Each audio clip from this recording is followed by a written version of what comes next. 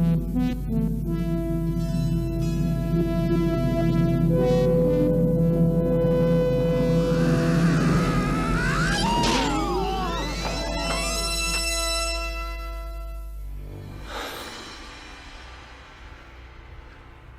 know Kung Fu. Show me. You are the new student. Come closer.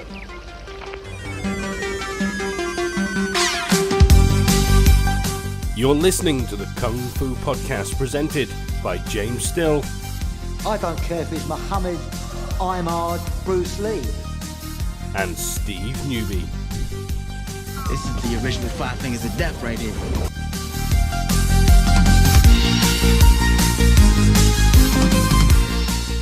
But my hands are registered as lethal weapons. That means we get into a fight, I accidentally kill you, I go to jail.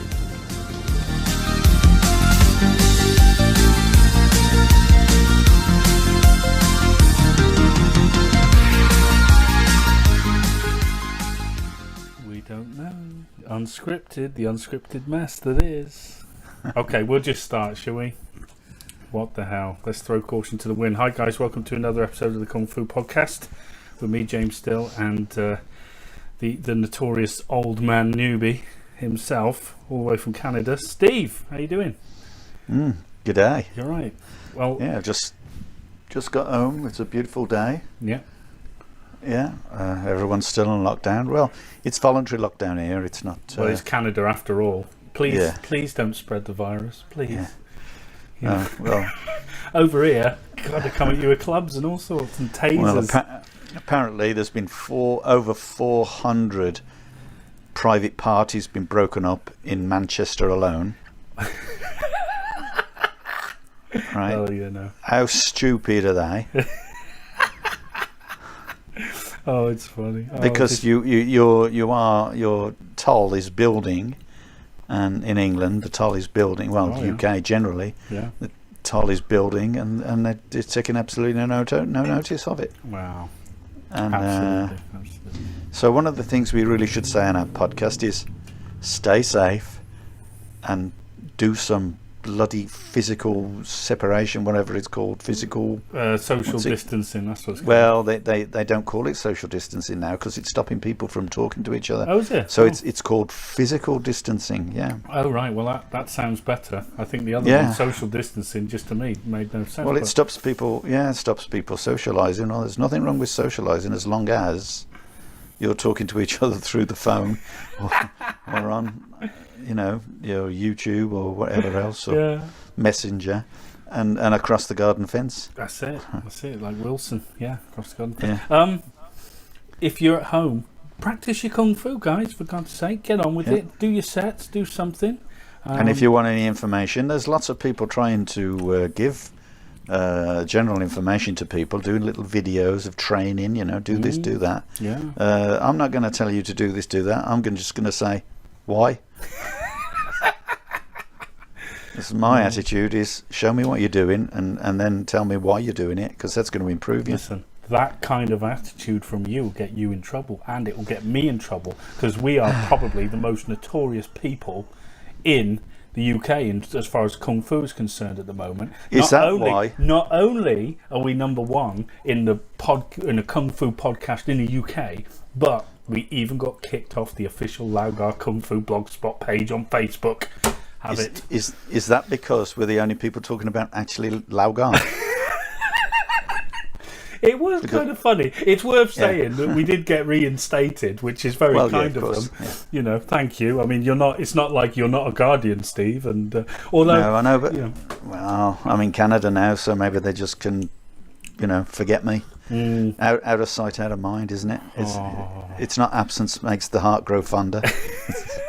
It's out of sight, out of mind. Oh well. But they just deleted our thing because I guess we were talking about Lau Gar, and I don't know. Maybe that's the reason. But when I look at all the videos that are stuck on there, they're all different people from different places doing different things. They're absolutely nothing to do with the association. So what we want to do is we want to make the association great. Yes. We can't do that ourselves, but what we can do is make people think about it. Yeah. Think about what you're doing to this association and how you can make it better. Guys, it can be your greatest, strength, or it can be a great weakness. Division will cause weakness within associations. That's right, and unity is strength. Absolutely. Now, just got to have people have all got to think on the same page. Yeah. Yeah. Everybody's got to look to the style as opposed to like, what are you doing? Yeah. Why are you doing it that way? Well, friggin' ask. Yeah. Just ask. Send. Well, this social media now. If someone doesn't like what I'm saying about a thing, they can stick themselves on their phone and say, and send a messenger and say, "Hey, Steve, I do it like this. I don't do it your way." And I'm going, well, that's great. I love that. That's fantastic. I'll do it that way now because it makes sense. But first, it's got to make sense. Yeah, no, it has got to make sense. But go on. Bearing in mind, as isn't the only way, remember that everything that's taught in Lau is taught with lots of different options in mind. No one is a clone.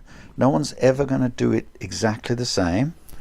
Not even a student is going to do it the same as the teacher, because they're going to recognize what they need for their kind of body or their kind of attitude. They might like to punch and kick, so that's what their preference is.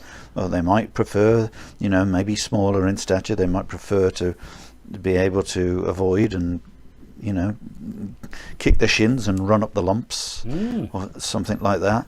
So it's just about making sure that people understand why they're doing it, what the logic is in what they're doing. And of course it's got to look something like the set or the move, right? Don't change it to suit you. Change it, well, you're not even changing it, you're just utilising what is already there.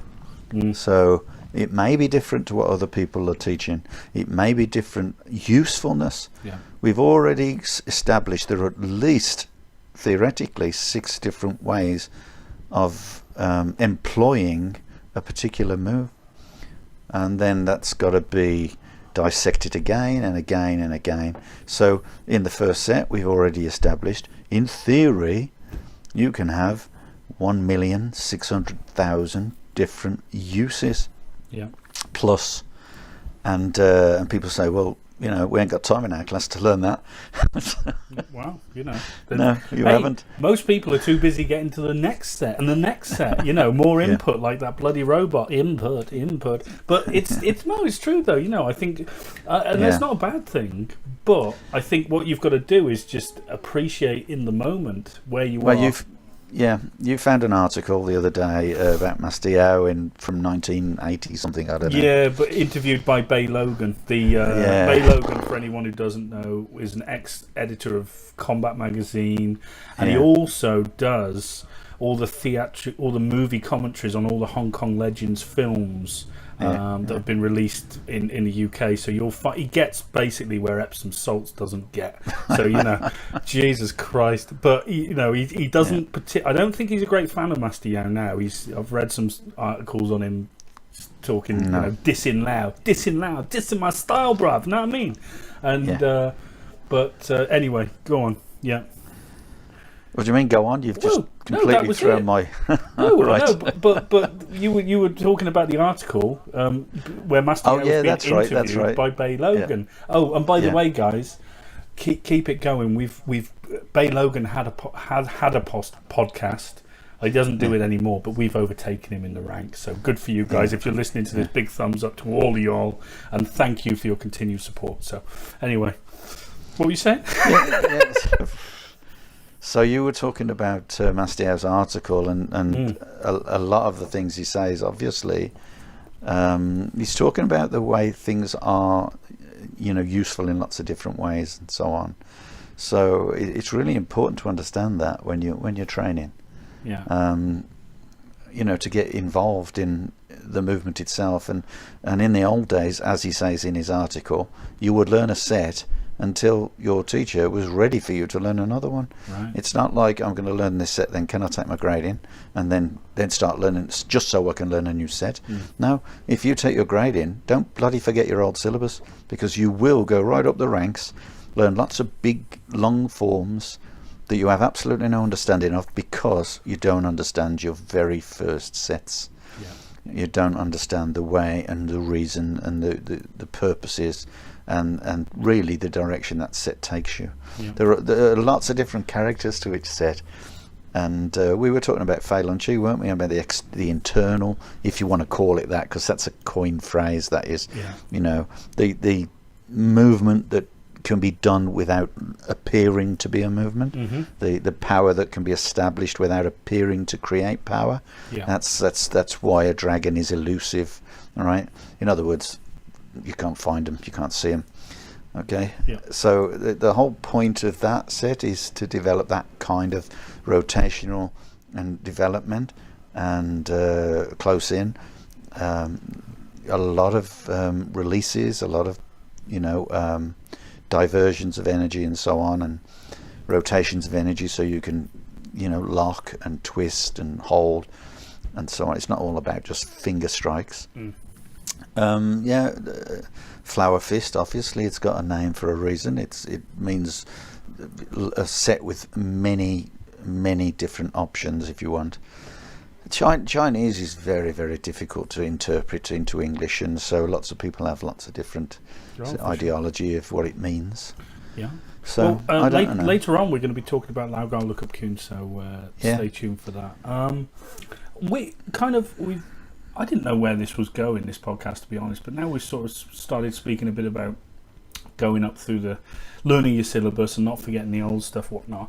What would be an interesting thing to get your opinion on is how we interpret the two-man forms in Lau Gar, and by that I mean the hand blocks and the kick blocks, and basically what we can do, what you can do to make them better, because there's nothing worse than seeing a lackadaisical hand block or kick block, in my opinion. It just looks lazy.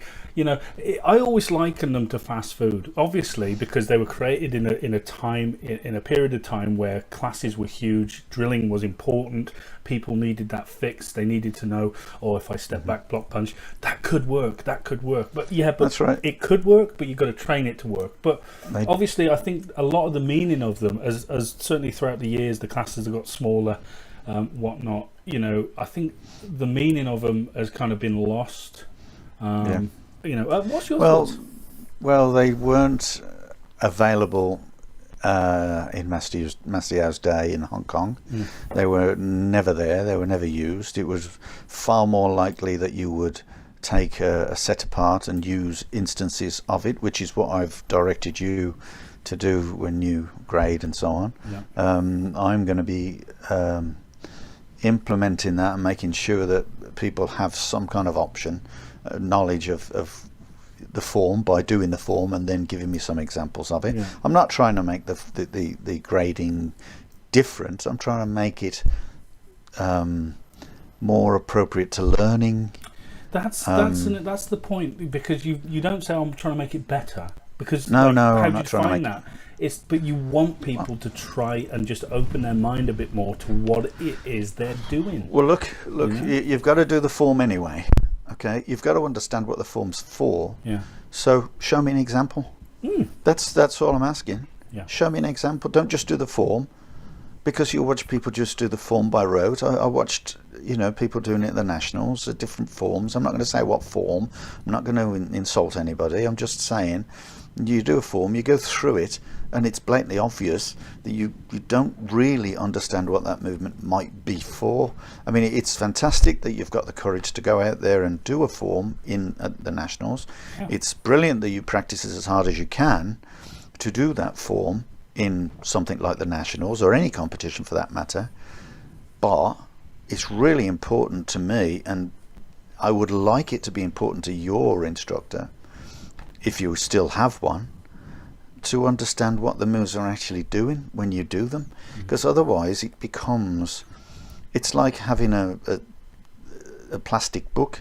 You can't see the writing, you just see straight through it, and it doesn't give you any story, it doesn't give you any usefulness, it doesn't give you any knowledge. It just simply is like a plastic transparent book. the physicality of what you do is a small part of it, guys. It's it really is. We have to understand what it is we're doing. Every movement, every position of the foot, every weight shift, everything from where your little toe is on the floor to whatever, to what your eyes are doing. But we have to emphasise, James, also that we understand totally that there are levels that people can understand this. Absolutely. A total beginner and lower grades are going to have absolutely no idea of why they're doing it. But what I'm trying to get these people to do, the beginners, is get more from their training by asking more questions. Once they ask those questions, they force the instructors to then go and ask questions. There's your unity. Yes. There's where everyone's going, right, we need to understand, we're going to be on the same page. It encourages them to go to courses where they're going to gain more information. And again, I mean, is it too late? We're different people doing different courses now, so we're going to have different opinions anyway. But like I said before, no one is a clone. We're all going to be different. So why don't we learn from someone? Yeah. And then if we can't digest it, we can't understand what it's for, ask people. There are so many people that have got the capability of giving you answers, whether they're right answers or wrong answers, whether they're appropriate answers for your stature or they're not. Totally depends on you able to understand those answers by asking the questions, and continue, and don't stop asking questions. Yeah, but it's like we mentioned last week. It's not disrespect to question people. No. Teaching you, albeit politely, and it's not. You're not questioning the people. No, you're questioning the technique that you're asking. What is it for? No, yes. if they're giving you something that has no meaning, then you have every right to find out why. I mean, that's like saying, okay, driving instructing, right? Okay, yeah, you're going to turn left there, right? But you're not going to use your mirrors or anything like that, and then, so what's going to happen? It's going to be a very difficult situation for you. Yeah. And then you're going to say, yeah, but the instructor never told me that. Yeah. And so ask the instructor, what do I do now? What do I do now? This is what I do. And then the instructor's got to come back with, you're going to use your mirrors because you need to see the traffic behind you coming up behind you before you slow down. You're going to need to look over your shoulder to make sure there's no one trying to get past you, and so on and so forth. And it's just a matter of logic, really. Ask the questions. Why am I doing this technique? Why am I doing this block? Well, the reason you're doing out there is because, I mean, let's go back to those hand blocks and kick blocks. Devised specifically, as you say, for learning by rote en masse. Okay, so it's very easy to provide someone with a basic example, and all these hand blocks and kick blocks are simply vehicles to build information, right? But it's really, for me, I'll give you an example. Number one hand block isn't to learn how to defend, it's to learn how to attack. Right. That's the way I see it, because invariably when someone stands there in a fighting stance ready to punch, they overstep. Yes. That means that their right hip goes forwards and their right hand then starts to swing around to the left. Yeah. And then you've got a beginner who is then forced, because that's the nature of the form or of the hand block, to try to block something which is swinging towards his left. It's just going to push his block out the way. His block's not going to work so well. He's going to get hit on the shoulder or whatever, because it becomes more of a swinging punch because of the way his stance is. So it's really important that the teacher is explaining the way the person attacks. The way I do that, let me explain the way I do that. So, okay, you've got two people learning number one hand block.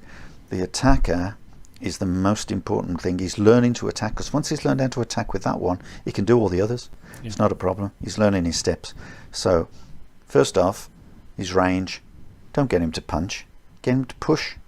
So now he's going to be able to push the person on the chest, or if it's a female, you tend to grab the neck or something like that, because people don't like being pressed on the chest. So it's a simple adjustment. Just push them. Okay, it's really important. Push them in the center. That means your feet have got to be dead straight, and if they're not, and you can't push them straight, and you start going off to the left with your right hand, make them do it with both hands. So get the attacker to step forward and push with both hands, and that will keep them dead straight. If it doesn't, they're obviously going to notice that very quickly. So get them to push with both hands against the shoulders, push the defender back. Defender does nothing, doesn't try to block, anything like that, just simply push them back on the shoulders, and you'll get your range because you'll be able to push them right across the room quite happily, and don't overdo it if they're like half the size of you. And that's what I see people doing. Okay, so you're pushing them like that, you get your feet right, you get your direction right, and then you can start throwing a single push, and because you've got your range right, you can start throwing a punch. The other person can defend a lot better from a decent attacker, and if they can defend a decent attacker, they can easily defend a very poor attacker. And so that's the set off, that's the first point of call when you're starting to do hand blocks. See, this is where, like, obviously I am not, arguing against you. Yeah. But this is where I slightly have a different interpretation of it, which, is a good thing because everything should be up for argument. See, of course. You're obviously within the confines of a two-man set or hand block number one. It's important to have good attackers because, in order to be a good defender, you must have good attackers. Yeah. But I've always, I always thought, right, okay, so the most important part in hand block number one is the defender stepping back, or so we say distance. And not just the distance itself, but it's the perception of the movement coming towards you. Now, regardless of the attacker's attack, it might be a good attack, as per the hand block, or it might be a lackadaisical attack, but nevertheless, the step back is always going to be your defense. So I was always I've always gone with the attitude that, the step back is the most important initial concept to learn from the hand blocks. But obviously, you want to learn to be able to attack. But when we talk about but Mr. Newbie, you remember you've always said that how many times does your attack have to land in order to be effective once? How many times does your defense have to work? Well, it can work indefinitely before it's useful. So you see, this is where the juxtaposition of my thoughts on it are: is it better to initially think of it as a more defensive thing, as in get the movement right, or is it better to attack? Well, did that make sense? I'll tell you in a minute. Oh god. Right, I'm going to repeat what I've just said, and make the simple point that you've got to be a good attacker in order to be good defenders, or you've got to have good attackers in order to be good defenders. So if the attacker is poor and he keeps on swinging his arm over to your left, you're going to adapt all the time, you're going to adjust all the time, and you're never going to be able to defend against a dead straight punch because the person will always have a bad punch. So my point is nothing to do with the defense. I didn't get as far as the defense. Oh, sorry, Mr. Newby. I only taught the person to attack. So once the person can attack, now the person will have to step back because he's going to have a very good straight punch coming at him. But and he won't be able to kind of knock it aside because you can't. The defense isn't left to right, with your right hand lifting up from the left and blocking to the right.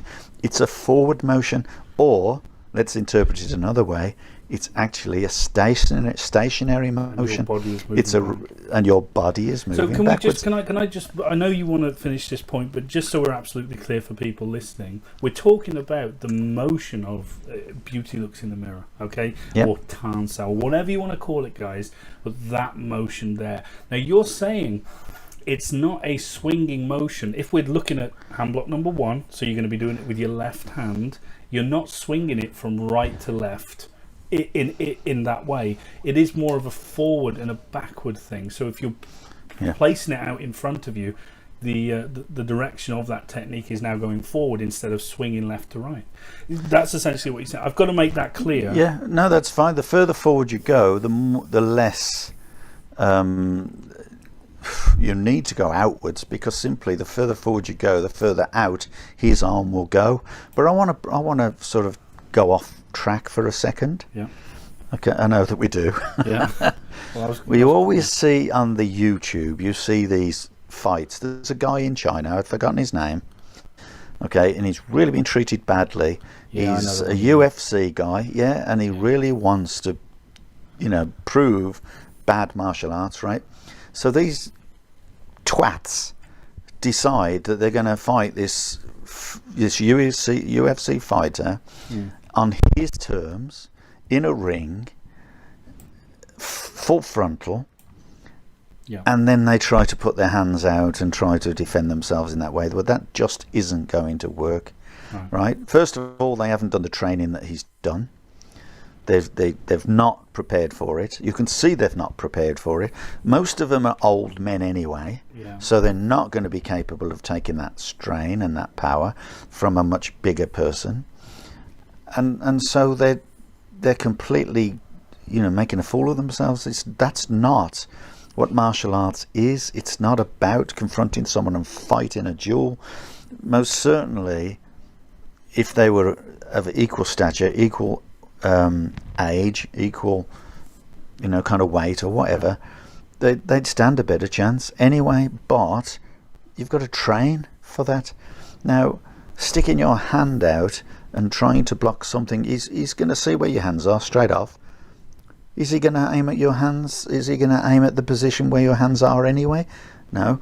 He's going to just throw punches at the openings. That's what he's out to do. So all you're doing is saying, oh, look, this is where my hands are. Therefore, where they're not are my openings. So you're just telling him exactly what you're doing.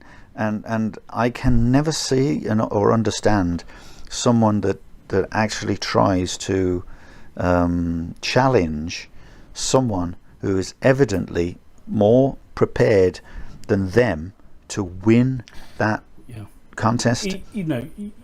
But you're not just talking about the physicality in that specific case, because you're talking about ring craft as well. You're talking about strategy. You're talking about there's so many elements that when you're in quotation marks a traditional martial artist, and you step into that arena with someone who's claiming to expose fake masters, then you've got to damn well know what you're stepping into.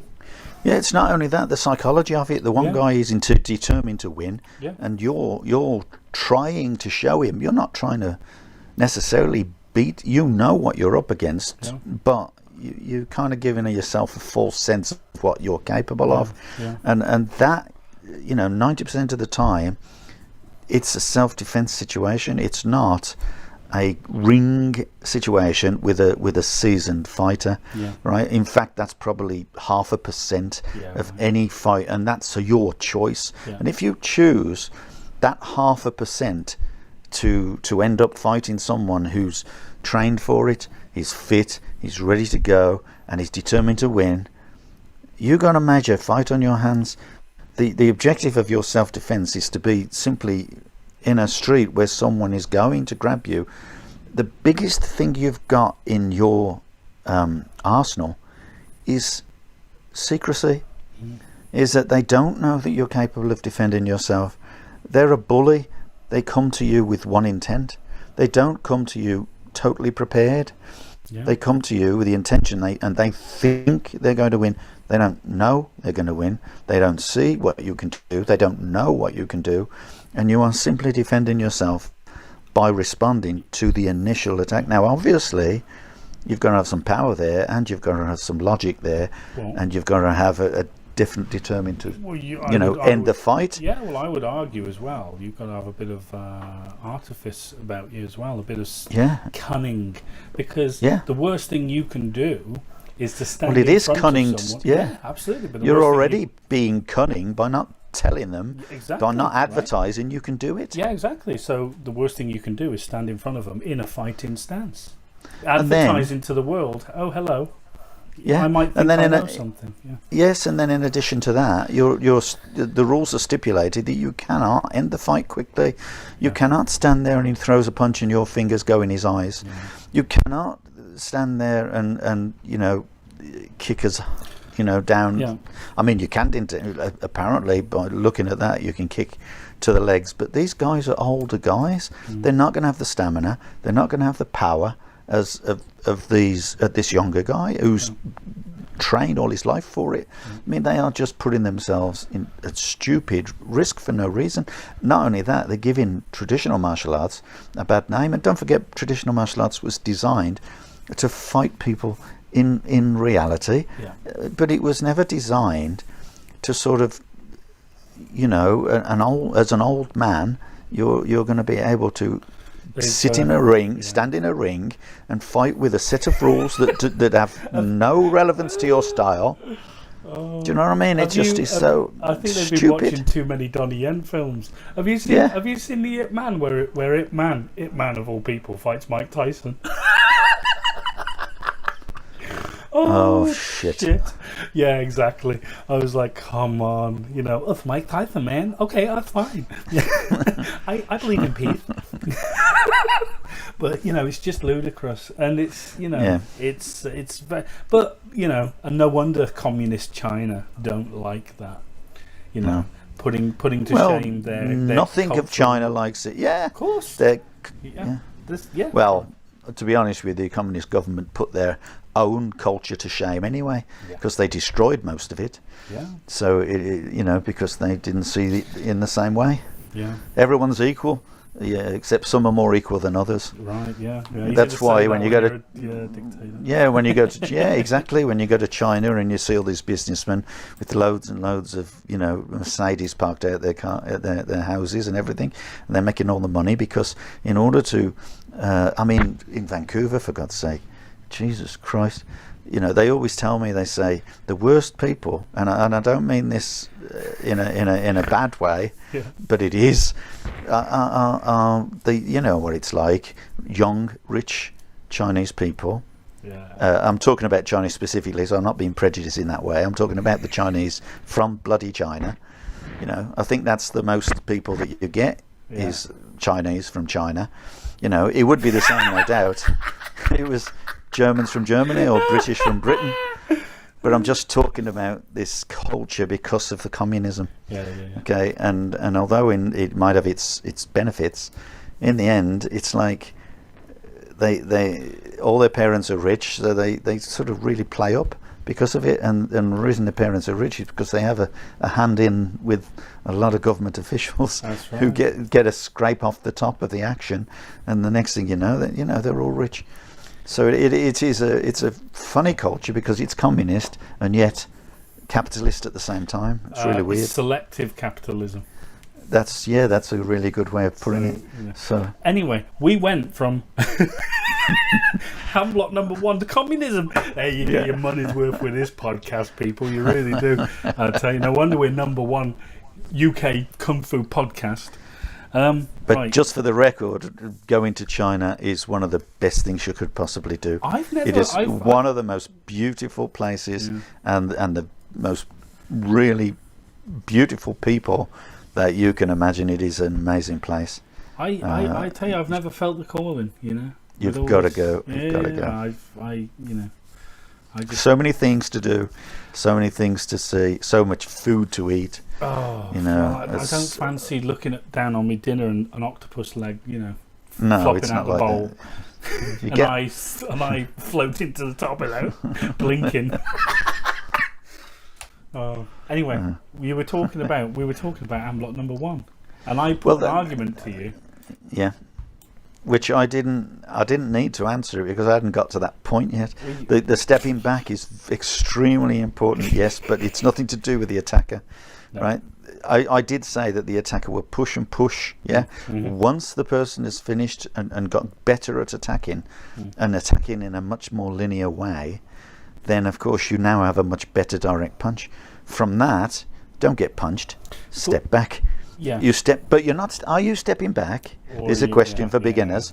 Are you stepping back? Are you consolidating your position? In other words, as the person steps forward, all you're doing is consolidating your stance. And as you do so, naturally you'll be stepping backwards because that's how you consolidate your stance, by making a good fighting position. Another interesting point is the attacker has to make 1 full step, but the defender only has to make half a step. Yes. So explain that, Mr. Newbie.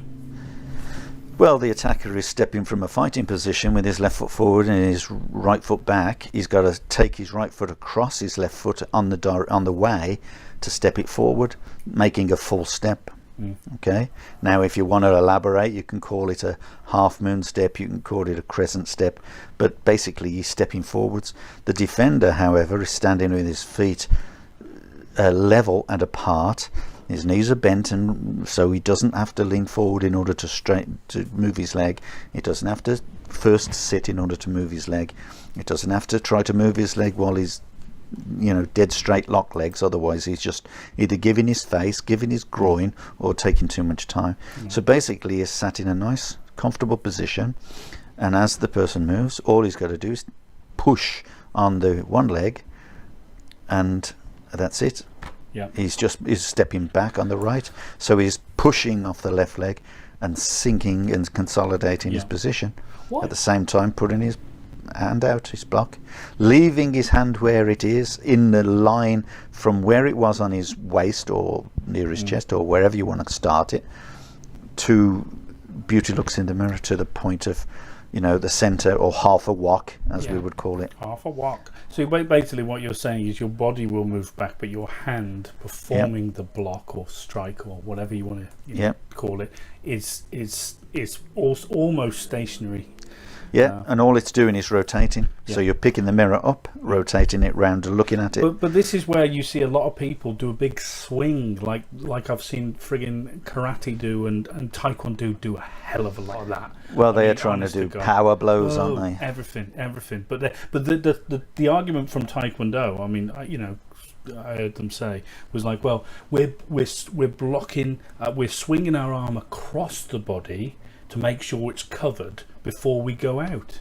I'm like, hang on, but how long does it take you to get there? He's hit you before you move, before you get your hand in position, and it's just like, wow, okay, fine. But listen, hey, we're all different, but you've got an interpretation of it. But just so happens that the Lau is based on speed, and we have a kind of a good idea of what it is to be economical.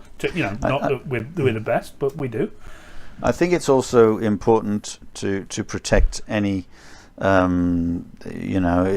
instructors who are teaching this. They are going to teach it in a very simplistic way. Yes. All I'm putting across is how it will evolve. If you think of it in that way, you will evolve faster if you know that, if you have that knowledge.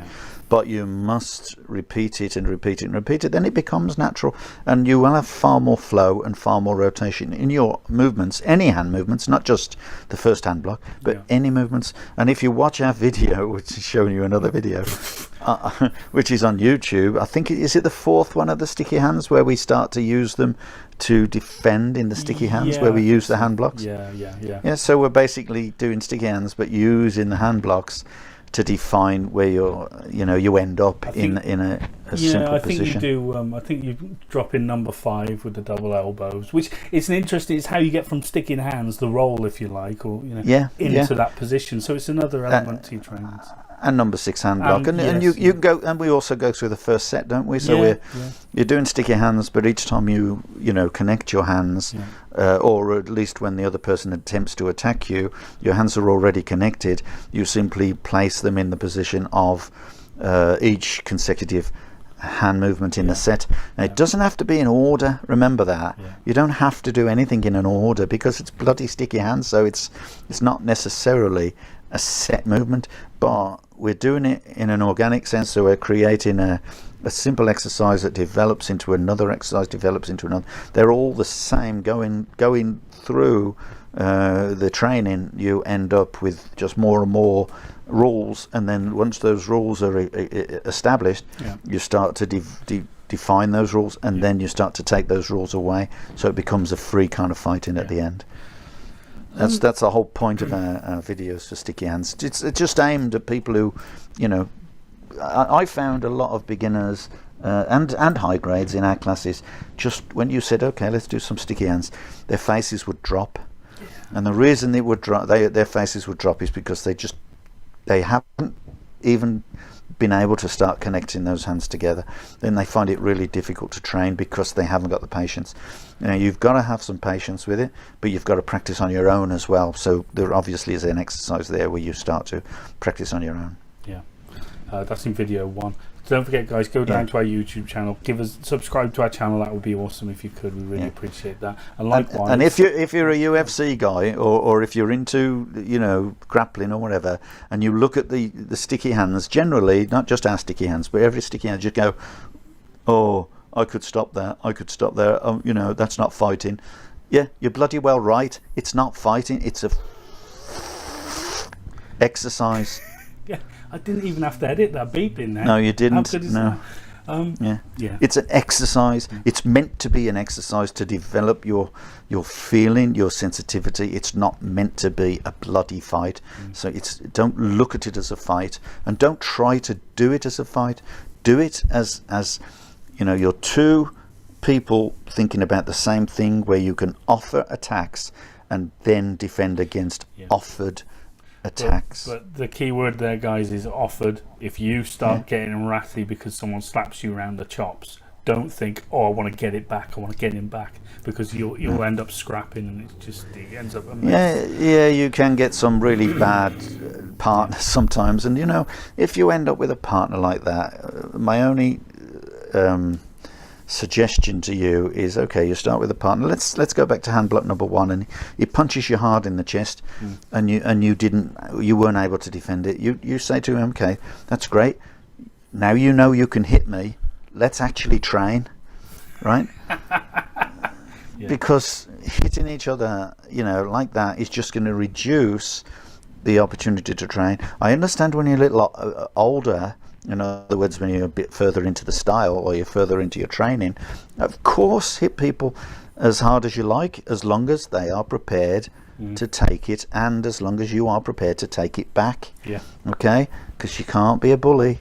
You know, you're going to get hurt. Yeah. Someone will come into that class and don't like the way you're hitting them. They're going to just drop everything and just kick you in the nuts. Simple as that. And where's your training? You know, where's it gone? Yeah. You know, you lose it. No, so I had a guy once. I had a guy once, and doing competition fighting, trying to convince people how to, you know, like keep to rules, stick to rules, and do competition fighting. You know, semi-contact, and you're fighting with them and everything, and then they turn around. You turn around. You get a point. You go, well, yeah, back fist to the head. Well done. You know, touch gloves again. You might walk away before you touch gloves. Unfortunately for you, you know, you're not keeping an eye on them, and you know, you think they're great, and you just go, back fist, bang, got you. Turn your back. Guess what? They're on your back, trying to punch you in the back and everything. They're just still trying to hit you. And you go, wait a minute, didn't I just score a point? Aren't we training like scoring first point scores, that kind of thing? And you score the point, and then they start whacking you. And this one did that many years ago, I remember. Steve Faulkner's class. Oh, right. And and because I was into it then, I was more into the semi-contact than I was into anything else. And as he... I don't know his name. So he was a nice guy and everything, but sweet guy. But trouble is, he had no idea of what semi-contact rules, you know. Yeah. And this is just gentlemanly behaviour. Yeah. You score the point. He touches your gloves, say, well done, that was a good technique, and then you start again, and you're moving around. The first one to score a point, well done. Touch gloves, carry on. You know, that's the way you do it. So there you are. You're throwing you're moving around. I'm doing it now in front of myself. You throw out the punch, back fist, well, bang, that's it, that was a nice one. I turn around all glib and happy, and he says, he's on my back, he's kicking me, and he's punching my back, and I'm going, what the... So the next time I did it, I went back fist, he come behind me, I spun round, do a spinning back sweep. He was heavy, so he didn't go down, but the next week he came, he couldn't train because the whole of his calf was blue. Oh, beautiful. Yeah, it was determined. Mm-hmm. But then I had another situation, you know, later on in, well, as you know. Yeah, I know. And same, you know, the guy was doing some self-defense kind of whatever, and, you know, thought he was, you know, good at that, and which is fine, you know, I've got no problem with it. But he didn't, again, understand the concept of... I think he tried to think, well, wait a minute, semi-contact isn't any good because I'm going to be able to attack you after you've hit me. Yeah. And you think, wait a minute, I wouldn't do a back fist, I'd have poked you in the eye or something like that. So maybe you wouldn't be so happy about it. But anyway, I'm doing the semi-contact with him, And straight away he's trying to go, wait a minute, no, that's not right for self-defense. I can still hit you, so I'm going to keep coming at you. So he did. So the next time I did it, instead of just doing a back fist, I kicked his legs from under him as well. And he landed on his back and nearly broke his back. He was screaming. Yeah, well, He was screaming. So you don't do that to me. Well, You're either going to be, bloody, gentlemanly about a semi-contact fighting, score point, touch gloves, well done, let's do this, let's do that, first one to score, and all that kind of thing. And nah, he just, so okay, I'm not going to leave you standing next time. And I know that you understand remember, I was at Alex Barrowman's club in Milton Keynes, and I'd just moved to Milton Keynes with my girlfriend, and I think I was a yellow sash, or I might have been a purple sash or something, and there was this brown sash in the class guy, I'm not going to say his name anyway, but he was obviously the best fighter in that club and everything, and I didn't know anybody, and let's spar, blah blah blah. We sparred. It was a concrete floor, as it was in those days, and bottom of Bletchley Leisure Centre, and so basically we're fighting, and he does a turning kick. And I thought, that was a damn good kick. That was good technique, good whatever. And I put my hands down like an idiot, going, oh, that was good. But he didn't stop there. The kick went past me. He spun round, did a spinning kick, and caught me right in the shoulder. Right, I was off work for 2 weeks after that. Right, but it didn't. I wasn't aching by that time. I thought, okay, bitch. So we carried on fighting. I swept him 6 times in a row, every time, until the final time he dislocated his shoulder on the concrete floor. And that's the kind of the training that you would do. It was great fun. It's not, but it was more realistic, But it's not that you want to take the violence out of martial art training. That's the wrong word. It's the ego, if you like. Yes, it's ego. It's all about ego. When you're training, you're going to train together. If you want to take advantage of someone, right? So you go back to Hamlet number 1, right? You're a seasoned, practitioner or whatever, but you've got an ego. You see a new beginner. First thing you do is step and whack them right in the chest, right in the sternum. Say, there you go. Now you know what it's about. You should have blocked it. I mean, it's like, what are you doing, man? What are you doing? Do you not understand that this is you're training people to fight? Whether you're doing semi-contact, which is limited rules for a reason because you're learning to fight. My God, people like that break me. They really do. I hate it. I hate them. Yeah. You have to get rid of the ego before they start to train, and make them understand there is no ego. But you I think every class needs someone to go and spar with him. Do you know what I mean? That's what Steve Faultley used to make us do. We used to have to go to every single club he had. 7 days a week it was, and I used to go to every single club. Me and a guy called Les Evans, and he used to say, that guy, he's a bit of an idiot. I don't mean it. He didn't say it that way. He just says that guy's a bit, he thinks too much of himself. He's hurting everybody. He's being a bit violent. I want you to sort of just show him a little bit of humility, and that's what you would do. And as you know, my forte was sweeping, and I would sweep them over and over again, and they would become humble. And that doesn't make me the greatest fighter, and of course I'm not anywhere near a competition fighter in any shape or form. It was just my forte, and I was able at a club level to work with people. Okay, I fought in the nationals as well, but I was never anything special in nationals, and it's because by the time I got good enough, I was far too much into traditional aspects, and I never wanted to fight in the beginning. It was kind of like forced upon us.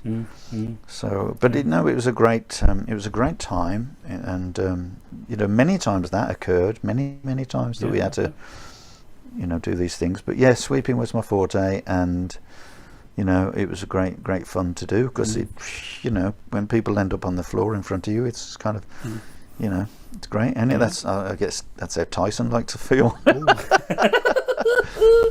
And by the way, I'm not likening myself to Tyson in any shape or form, okay? Because you know why? I'm taller than him. Oh, it's brilliant. Oh God, oh my. Right, going back to Hamlet number 1. A lot of people, do you know a big problem I see with that? When you've got a really tall person against a really small person, and they can't work out range between each other. So it ends up one either is the short person isn't reaching with the defense, or with the counter punch rather, or the tall person is overreaching. And it's just it's. Well, there's the answers in what we've already discussed. Yeah. And like I said, you're consolidating your position. Your hand isn't moving. If they're punching at you, okay, you're moving, but your hand is there. Then it's going to go past your hand that's already there. Okay, all it has to do is rotate, and as it rotates, it will divert that hand. So consequently, your block is already inside his hand, if you understand what I'm saying. And so you're moving back because that's, as you say, the defense aspect. Your stepping back is the defensive aspect, not the block. The block is literally a strike at the arm. Yeah. If you look at it that way, and you're rotating your wrist, and your wrist is the first to impact the inside of his forearm, and then as that happens, obviously, if it's going to impact the inside of his forearm, quite obviously his fist has already passed your arm. It's on its way to you, but by rotating your arm, you have now diverted that arm. So it doesn't matter how long his arm is. Yeah. It doesn't make any difference. What you've got to do is stop stepping back and then blocking, because if you step back and then block, you're too late. Understood that. And but a lot of times as well, when people are doing the counter punch, they're not close enough to reach with a punch, and what they end up doing, Steve, and we'll, because this is number one's a great one to talk about. What they end up doing is just overreaching or overleaning with that punch. Again, hang on a second. You exactly. Why would you do that? Just if you have to. Adjust your stance. There's no... Yes, you can adjust your stance, but again, I go back to what I've just said.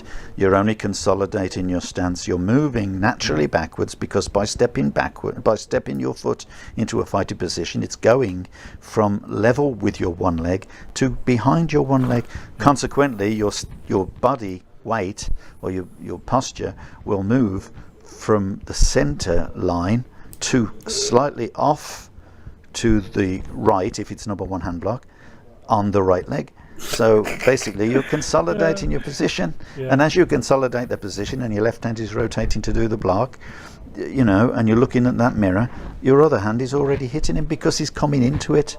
So you're not literally stepping back, you're consolidating, you're moving with him, right? So that's why I like to say, and people always argue this, you're not moving backwards, they're moving forwards and you're simply moving with them. Right. There is no movement between you. You're just maintaining that distance. But having maintained that distance, your arm is staying exactly where it was. And so they are moving their arm past your already position of blocking. Yeah. Okay, so all you've got to do is raise your arm to the position of their arm, striking the inside of that arm, which gives you a little bit of ability and timing, because obviously in reality, if you're hitting it hard, they're going to go ouch, their head, their mind's going to stop for a second. Pain tends to freeze everything. So bang, if they can feel it, but of course bearing in mind, if they're drunk or if they're crazy, they may not feel it. So your secondary technique is your fist. I think we're I love talking about hand block number one, because you could literally, teach a bloody week-long course on it, couldn't you? But do you not think that if Master Yao, would be, bored enough to listen to us, he probably just went into a karate school, didn't he, and saw him do that and went, I just do this. And here we are talking about it like that. It's obviously it's the concept of kung fu, but the reason I'm applying number one hand block per se is because all the techniques or all the information I've just given can be used for every single hand block. So let me ask you a question. If number one hand block, right? Because I love number one hand block. The biggest problem with number one hand block is, for a kung fu, right, we're blocking on the inside. Why not block on the outside? Because it's the hardest to do, so you learn it first. That's it. People say, why should I learn this? Because it's bloody hard. The other one's simple. Just block them in the other way round, wipe them. but yes, you can do that. But then you've got to try to learn the hardest one first, and then you train it longer. Yeah. That's the whole point of it, doing it first. But remember what it says. It's about getting the attacker to attack straight. Yeah, right. That's how you should look at number one hand block. And I'm talking to the instructors now. That's how you should look at number one hand block. Yeah. Learn. The attacker's got to learn how to step straight and use both hands to push, if necessary, to establish a good straight position. Once he's done that, of course, the defender will then start to move backwards, consolidating his position, I should say. And as he does so, his arm is already in there and his fist is already on the way. He's basically consolidating his position. Both his hands are already going out, and therefore it's a very close proximity technique. It doesn't have to be as long as the tallest guy. Yeah. And that's what people tend to do. Yeah, I mean, there's little things in it as well. Like, I mean, you see people when they're doing the block, for example. So forget the movement now, just what the hand is doing. So they're blocking this punch. Mm-hmm. A lot of the time, you see the other fist all cocked all the way back on their waist, and but that's again, we have to emphasise that it's beginners have to learn from the beginning. Listen, absolutely, we emphasise that it's beginners will do something different, but I'm just pointing out things that I see and that I think, well, we could do better than that. So just having understanding the centre, understand the heart, mouth, and whatnot, and yeah, I mean, guys, listen to Mr. Newbie, because he is the only Guardian who ever received a Man of the Year trophy. Did you know that? In 2003, thank you very much. In 2003, and I don't think they've ever given out another one. Is that true? That's because no one's done as much. Yeah. Hey, Master Poe. Eat your heart out, you lot. The wise man walks with his head bowed, grasshopper. Yeah. The most important, going back to these. Do you not like talking about your Man of the Year trophy? Because it was huge. It was massive. I know I got it here. It's here in Canada. I fill it with Baileys. Do you? Just glug it down. No, I'd empty a bottle of it in Baileys. It's just ridiculous. But the reason I'm talking about the hand block in such a way, is obviously for the benefit of people who are listening who are not necessarily beginners, because of course now you're going to get a load of beginners going, don't do it like that, I'll just lift my arm up. Yes, it's your ABC. Remember ABC, learn ABC. You're a child, you're drawing big letters, and that's how you're going to do your hand blocks and your sets and everything. And don't be dismayed by that, you are doing that. I'm really talking to the instructors who maybe are still trying to teach you as a brown sash to do a block in that way. You might say, okay, but that's how Mastier wants to see it. No, Mastier wants to see you use it. It doesn't want to see you do it. Mm. Yes. Okay, that's really important that people understand that. But I guess he accepts that majority of people are going to just simply do it because they think, well, that's what he wants me to do. That's what he wants to see. Yeah. No, show him how good you are. Show him how you can, use a technique. Don't just display the package, but show him how to fit the contents together. Absolutely. And then he will love you for it. Another great thing. But just one thing. Yeah? Don't tell him how to do it. If not, just say Steve said. You'll love I'm just going to call it a Canadian Lau Gar then. Oh, right. Oh, okay. I tell you what we did once with, me and a guy called Seamus. We put together, we created our own two-man form, because I think at the time, some other instructors had gone off to a course and they'd done that two-man chin-a form and stuff like that. And I just thought, at the time, I was like, you know what, get on with it. I can't be bothered. I'm learning. I've got other stuff on my mind. And then I was with Seamus. We were in our gym that we built, and when I say we, it's you and me. We were in the gym that we built, and I remember saying, do you know what? We should make the hand blocks and kick blocks better. We should just put them all together in a huge two-man form. That's right. And what we Yeah, did, I remember that. yeah, and I tell you what, we practiced the hell out of it, and it looked really good. And do you know what we did? We started with the premise. We want to make it look like sticking hands. So basically, you know, we postured forward, each of us connecting at our wrists like in a fighting stance, and we were very close range, you know, sticking hand range if you like. And then from then on, every single attack and defense of the hand blocks up to number 10 and kick blocks we did, and we put them all in, and it was great. And I tell you what, that was a work. Brilliant. Yeah, that was a work of art as well. It was brilliant. I love it. And we've also obviously done, I mean, remember, these things are vehicles for learning, and it's great to have like an Aston Martin rather than Mini. You know. So as far as I'm concerned, go on, carry on. I was just going to say, I'm sorry, but what I thought was really the good thing about it was, like I mentioned with Jason Crabtree doing the forms at the Nationals, the really good thing was you were utilising the syllabus, so you're remembering what you're supposed to do for your gradings or whatever, which is great, that's fine, but also you're elevating the level of training and your understanding of it. That was it. So it was useful. Well, the important thing is, you know, you learn English, okay? You shouldn't end up starting to talk Geordie. Or I'd like to speak Welsh, Mr. Nubian. No, I don't mean it that way. I mean, obviously that was a joke, but it's no, it wasn't. People do. It's an horrible accent. No, but but people can't.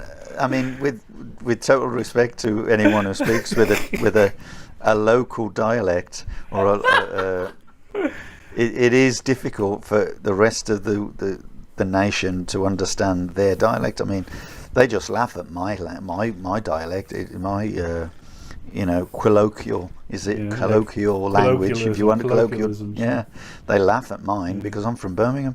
But when it comes to other things, you know, the first thing that comes out their mouth is like, what? so and it's not because they're deaf. But no, it's simply that when you learn something, any technique or any martial art or whatever, and we're talking about trying to put together things from the syllabus to learn the syllabus. So we had that two-man form which was just totally the hand blocks and kick blocks. We've also got a standing form for beginners when they learn number 1, 2, 3. You know. One hand block, two hand block, one kick block, two kick block. You can do the same, obviously, with the 3 and 4.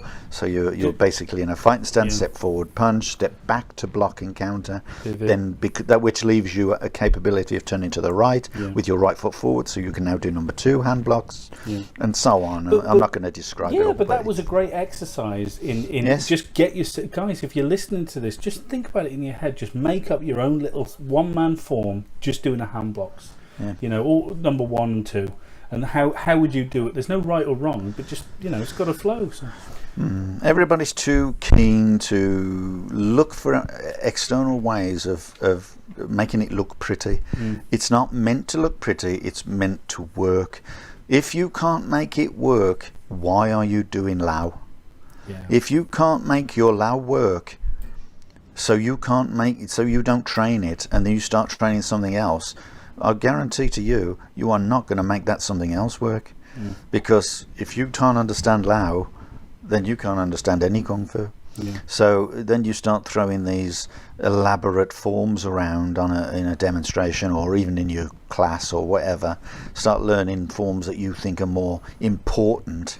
No, they're not. All they're doing is extending your opportunity to learn. They're in effect reduces your opportunity to learn, extends the time it takes to learn. You just can't learn anything because, you know, I mean, I've had students who just completely, you know, they crap on you. They go off. They learn, then they start going to these different frigging places and start learning these new forms and think it's going to make them look pretty, think it's going to make them good. They can't even put together their own style, and then they can turn around and say, well, this has always been my style, and it's blatantly obvious it isn't. You know, history, and for one thing, but also, of course, the way that they're doing it. I watched someone doing it the other day who apparently is, you know, some master of some kind, and because he's joined, you know, with Lau Gar, he performed his form for Lau Gar and It was Tiger Crane, I think. No. Wasn't it? Wasn't it? No, No, I it haven't wasn't, got a was clue it? what the No, bloody it hell it wasn't. was. It was the one where you go, ha ha ha ha. Well, anyway, It was. You No, have but to make funny noises. yeah. Well, I'm not worried about. I'm not concerned about the style. I'm not dissing the style. I'm just simply saying the guy is there have to learn new things, and of course now he's back to the beginning again. He looks crap, right? I mean, and there he is with students who he's sort of talked into joining his organisation, and then they're going, well, my master is this and my master is that. Unfortunately, mate, your master lives in China and you ain't going to get no lessons. So go forth and multiply. You basically have someone who may come over for a few quid. He'll come over, give you a few days training, go back to his own life, and you call him your master. And I just never understand. I am bitching again, aren't I? Yeah, it's almost. You know what? It's almost as ludicrous as paying £1 for Dimac Secrets, isn't it? Hey, Yeah. Well, it's one and the same person. I know, but I'm not saying anything. It's just ridiculous the way that you see these things happen. I know, it's great. But it isn't just them. It's No, like there's thousands of people do it. Absolutely. You can. But, We are tarred with these. The things that have happened to our association, and the sadness of losing people who showed promise, and then have just completely gone off the rails. But other people have got exactly the same situation. And I mean, as I say, the Master sent me an email the other day, like I told you, and he says, as far as Lau, I said, Lau is always going to be, my heart, whatever. And he's going, really thank you for that. And I'm sure he's seen so many people, that have completely destroyed his faith in humanity. That you can understand how people and some instructors get, and they do lose it. They do get, really. They can appear to be selfish. They can appear to be angry. And it's because they can see things coming often, and it's so sad. But what we want is to build on what we know is an amazing style. We don't need to compete with anyone on their turf. We don't really care about competing with anyone. Of course, we've got fighters who will go and do that, but why? Going back to the earlier point, why try to take a traditional self-defense art and apply it into a situation where you're not training for it, you're not interested in that. It's taking away every option you have by applying rules. And if you want to apply rules and go and fight in it, that's absolutely great. Make sure you're fit, make sure you're prepared, make sure you're trained, but not just because you're trying to prove your style. If you prove your style works, you first have to be able to take that style to that arena. And if that arena says, oh, wait a minute, you're not allowed to do this, you're not allowed to do that, you can't do that, you can't do that, oh, all right then, you've just lost your style. You've just lost the opportunity. But this is why semi-contact as a base level competition thing is just a wonderful sport. And, absolutely. But people will argue, oh yeah, but it's just people doing cartwheels and Superman punches now. But it's like, yeah, there's that, but just it puts everyone on a base level. Have they watched Taekwondo? yeah. Oh Jesus, yeah. But the Olympics. Oh, for Christ's sake! When they're like 5 inches from each other and they're trying to kick each other in the head. Yeah. But you know what I say, don't you? I mean, no disrespect, but people say to me, okay, you talk about Taekwondo, describe Taekwondo, and I say, well, it's like Irish dancing with attitude. Oh Jesus! And I don't mean that in personal disrespect. Yeah, but it's sad. It's sad because I've spoken to some of them, and as technical as they'll ever get, is I move the hand across the body so I'm blocking everything, and I'm just like, is that your interpretation of what you do? It's very, but like we always say, it's not that we're being bitchy about other styles. It's just the illogic in people's thinking about martial arts. Yeah, like, but I mean, yeah. Where's the logic in in being Well, wanting to kick someone in the head when you can just back fist them faster? I mean, I don't get that. Like, I just don't get it. Like, and that's just a competition thing. But in defence of people, any other style, I mean, I'm sure there are people in that style that are agreeing with us and going, for God's sake, let's try and get our style back to how it used to be or how it was meant to be. That as an example. Have you ever watched the Ginger Ninja Trickster on YouTube? He's Taekwondo. No. I love him. I think he's great. He's a Welsh lad. He's great. He's brilliant. Well, Scott Adkins was Taekwondo. Was he? Yeah. Well, it was great kicks. Brilliant. I'm not sure about him as a fighter, though. I mean, for Christ's sake. Well, I don't know. He's got some great moves and he's pretty fast. I'd love to see him in a competition. I've never seen him in a competition, Steve. So I'm just saying, like, you know, and you know what it's like. You can look the greatest on film or whatever, and I know it's all timed and everything. I understand that. But hey, I'm not saying that it doesn't have a hell of a lot of skill to be able to do all the timing on the films. Not at all. I think respect to the guy. Love him. No, I think originally the people who literally were good martial artists became movie stars. I'm not suggesting that they're not good martial artists. I mean, Jackie Chan's a good example, and all the other guys as well, and Sammo Hung and all that. But you've got to realise with those, Steve, and I'm not meaning to tell you, but you've got to understand the difference. When they were being brought up through the Peking Opera, the three of them, because you had Jackie Chan, Sammo Hung and Yuen Biao, they called them the three brothers, didn't they? When those three were going through, my God, that was a rough period. That was rough. They were scrapping, they were fight, and it was hard training. So I can well believe that amongst the plethora of different styles and to a point wushu that they learned, there is some fighting skill there, and for me to justify that, just look at Jackie Chan's films when he's choreographing fight scenes and whatnot. You look at what he's trying to say. I mean, I'm not talking about the early stuff with his films. I'm talking about like the mid '80s onwards when he took a sort of speed and attitude vibe to his fighting. It came across as almost like looked like more the Western movies. You mean? Yeah, it came across like that. I'm talking about like he was still doing the Hong Kong movies, but the fighting style had changed from wire work and slow. Like you'd do a punch and then you'd pose and then. And then sort of mid '80s when the kickboxing craze sort of crept into films, you had Benny Urquidez doing stuff, and that's when the fighting looked more dynamic and there was timing, there was distance, and it just looked. And Jet Li, I love Jet Li, but again that's wushu then, but amazing, skill. But very fast, very skilled. Love it. Absolutely love it. And you see these, but you also see, you see people who have developed their name through the martial arts without a great deal of martial arts prowess, if you like, and it is unfortunate, but that's the way it is, But we're bitching again.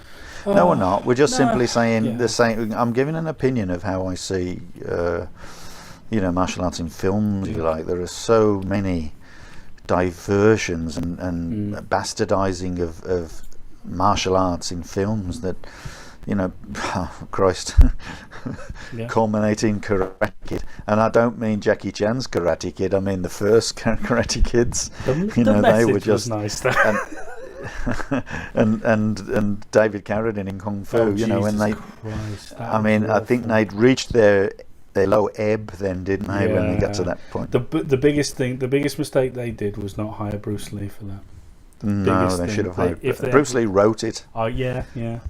That would have been something special, That really would have been. He actually said in an interview, we're just talking blah blah blah. But then even in that interview, he said, "I'm not sure if they're going to have me because there is prejudice.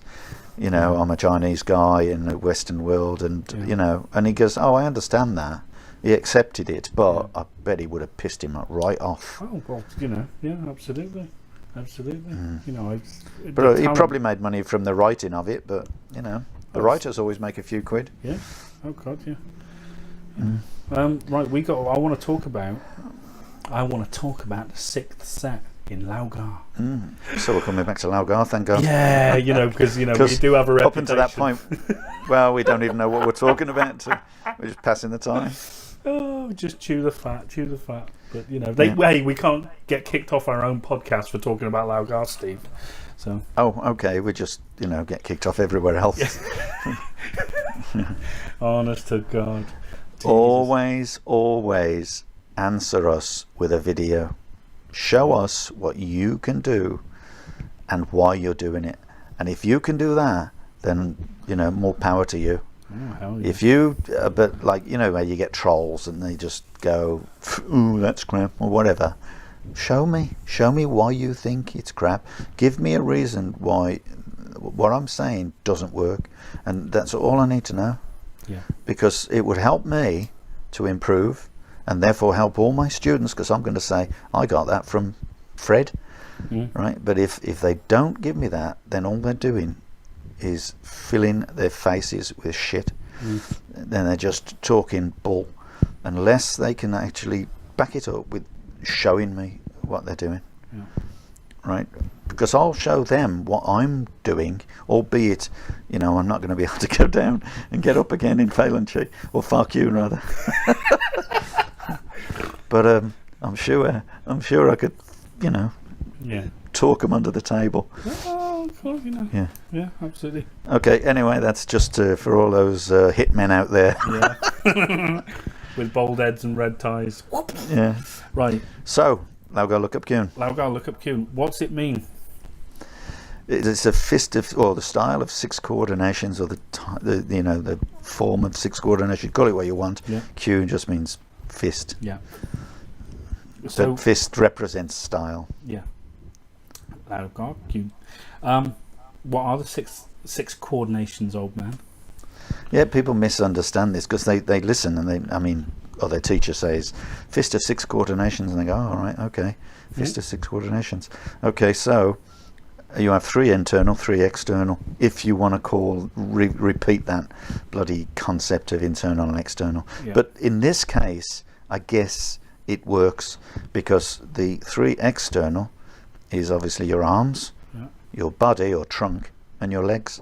That's the external. Yeah. And then the internal would be your eyes, your breath, and your spirit or attitude, if you like. Okay. So you've got to combine all those 6 what you call them, coordination, if you want. You've got to combine all those. So let's say you're doing a punch, a step and a punch, just basically step and a punch. Your feet need to be coordinated, obviously, with your hips and your body, your trunk, and of course your fist needs to be coordinated with those 2 things at the same time. As you're throwing that technique, you need to be looking exactly where the punch is going. You need to be able to breathe in to exhale in, if you like, as you're throwing that punch, and you need to have the attitude and the spirit that's going to make that punch connect. You really have to be in the moment when you're throwing that punch, and that's all that means, 6 coordinations. Okay, so once you apply that to any form, not just this one, and any movement you make, then you will always do it the best you can. I've heard somebody somewhere say, oh, the 6 coordinations, I'll tell you what they are. It's your wrist, your elbow, and your shoulder, your ankle, your knee, and your hips. I'm like, what? I'm like, what? Well, that's not 3 internal and 3 external, is it? No, it's not. No, but there's some people, I've seen that on. Someone said that on YouTube somewhere, and I also read it on one of the forums. I'm like, no, it's not. Okay, well, in that case, let them. It's okay. They just 6 saying, external coordinations. That's fine. You yeah. can call those. You can say those are if they could be or may necessarily be coordinated. But if you're doing a punch, you ain't got a wrist. Yeah.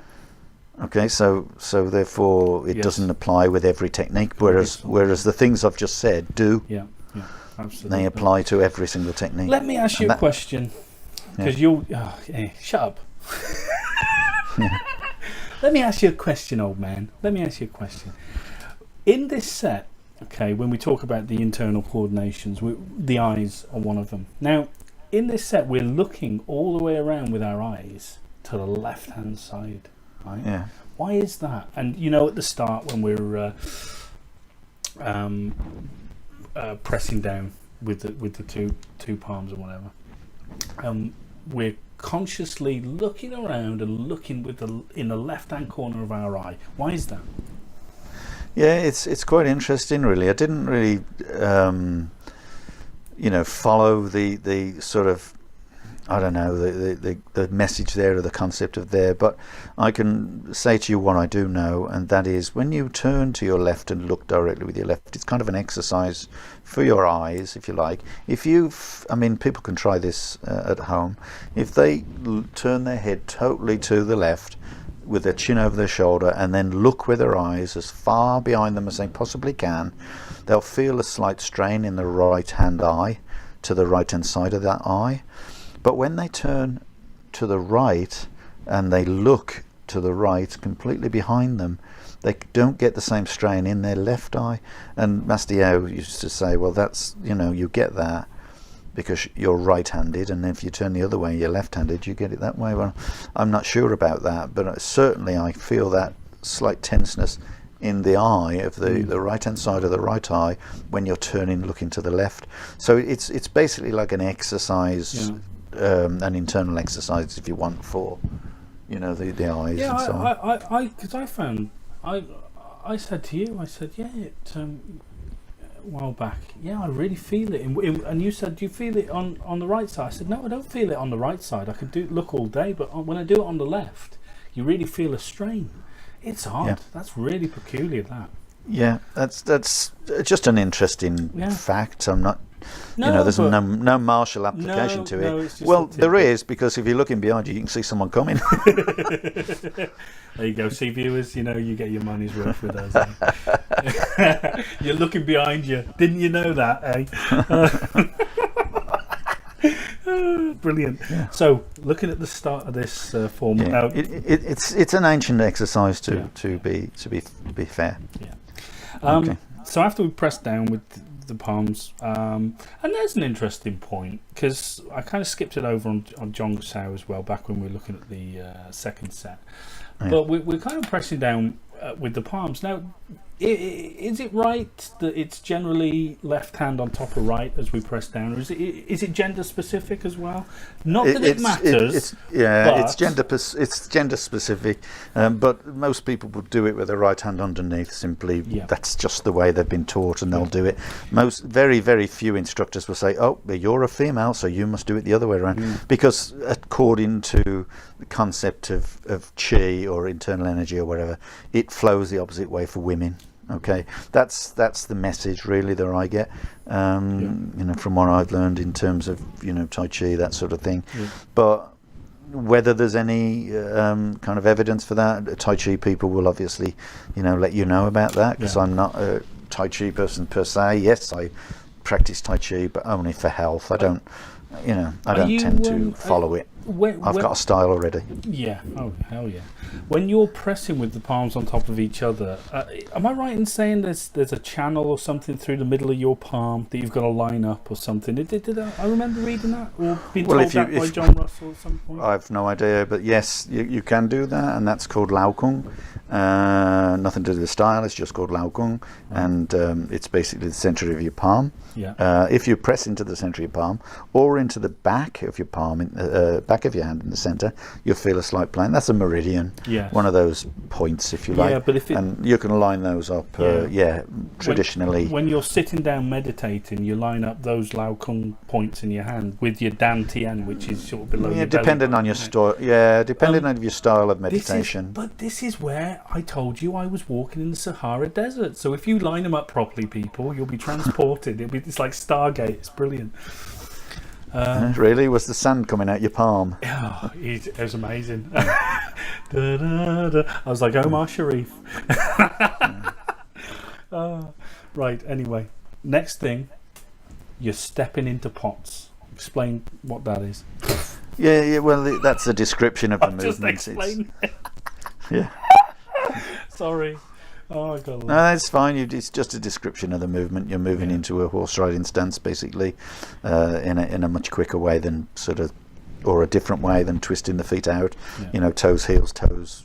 Position, and so you're just basically sitting in. They call it to step into the pots, or sitting in pots, or standing in pots, and it's just placing your feet in a powerful position, and then just making a horse stance, a low horse stance. Yeah. Is it? I mean, traditionally though, when you go into a horse stance, it's supposed to be done in sort of 3 movements of the feet. Is that right?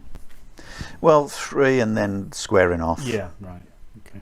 Yeah. Right. So there's a bit of a complicated arm and twist and rotation. Yeah. Again, yeah. Are you talking about the next move, or? Yeah, but I was gonna. If do you want to talk about that, or do you want to just skip on to the next one? We can skip it because basically, again, you can say this is a kind of qigong type of exercise. But you remember a few podcasts ago, I suggested that I don't like saying everything's an exercise. Okay, except where you just really have to, where there is no purpose for it, like looking behind you with the eyes, for instance. You're not going to headbutt anyone with your nose as you spin round. So, but when you draw, I sometimes explain to people that possibly when you draw your arms up, if someone's got hold of your arms, and I'm not suggesting this is necessarily true, I'm just saying let's look for ways of using something. So if I was to push my arms out to the side, obviously at speed rather than the speed that you do it in the set, push them out sideways, and someone was holding them, then obviously the further out my arms go, the closer that person comes to me. So let me just explain. There's someone in front of you, for example, they're grabbing both of your wrists with both of their hands, so it's square on. And when you move your arms, your wrists out to the side, you're in effect. So you pull them in, push them out sideways, and as you push them out sideways at speed, they will come close to you, even if they're still holding your arms. Well, of course, their arms are outstretched now, they're weak, so now you just simply pull them back in and then push in front of you. So literally they are there now, they're right in front of you. So I'm not suggesting, try it. What have you got to lose, as Donald Trump says about that drug that can poison you. For God's sake. Yeah. Talking. Yeah. But sorry, I was going to say what that does. It doesn't necessarily follow that you might agree with how it works, but to do it in that way gives you a result. In other words, it gives you a purpose, as opposed to just breathe out, breathe in, push out. It's like bang, bang, bang kind of method, and it kind of makes you, gives you a little vigor or vinegar, as I like to say. I think we should sort of press on now, because trying to explain all that within the realm of radio speak is a bit tough. Absolutely. So with it, the next block in it, and if you know the set, you'll be following us no problem. You do what would be considered a transfer block, wouldn't you? You'd be and then punching underneath and with a high block. Why would you consider? What's a transfer block, Steve?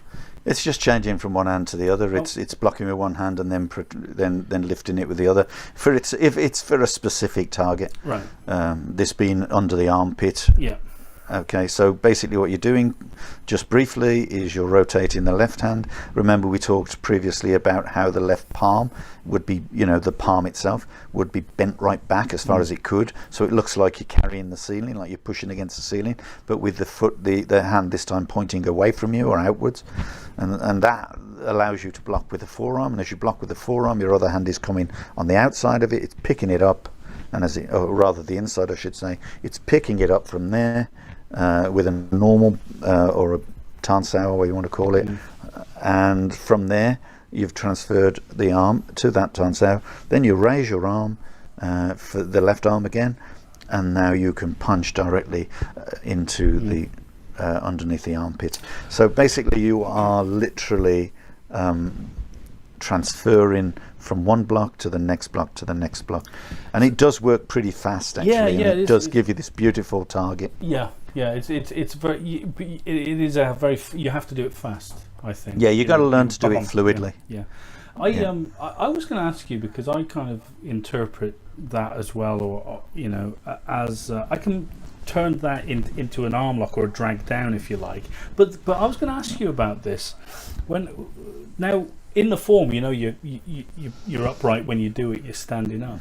But if I'm, if you imagine instead of separating the arm sleeve and punching under, I'm using that left hand to drag back, and the fist now is pulling the arm back. But you see, I have to bend forward doing it. Now, in my mind, I think that's fine. That's legitimate. I'm just using those techniques, but instead of being stood upright, I can actually just bend it down, use a different. But remember, you're on one orientation. leg. You're on one leg. Remember. Well, I wasn't when I did this, but because I was separating the hands from the leg. I was okay. looking at the techniques slightly outside the form. Outside the box. Outside the box. But again, I mean, that's fine to do, though, right? Because yeah. Yeah, but don't change the form. No, not changing the form. Per se, just simply But- practice it from lots of different angles, but all roads lead to Rome. So you've got to everything comes back to the original form.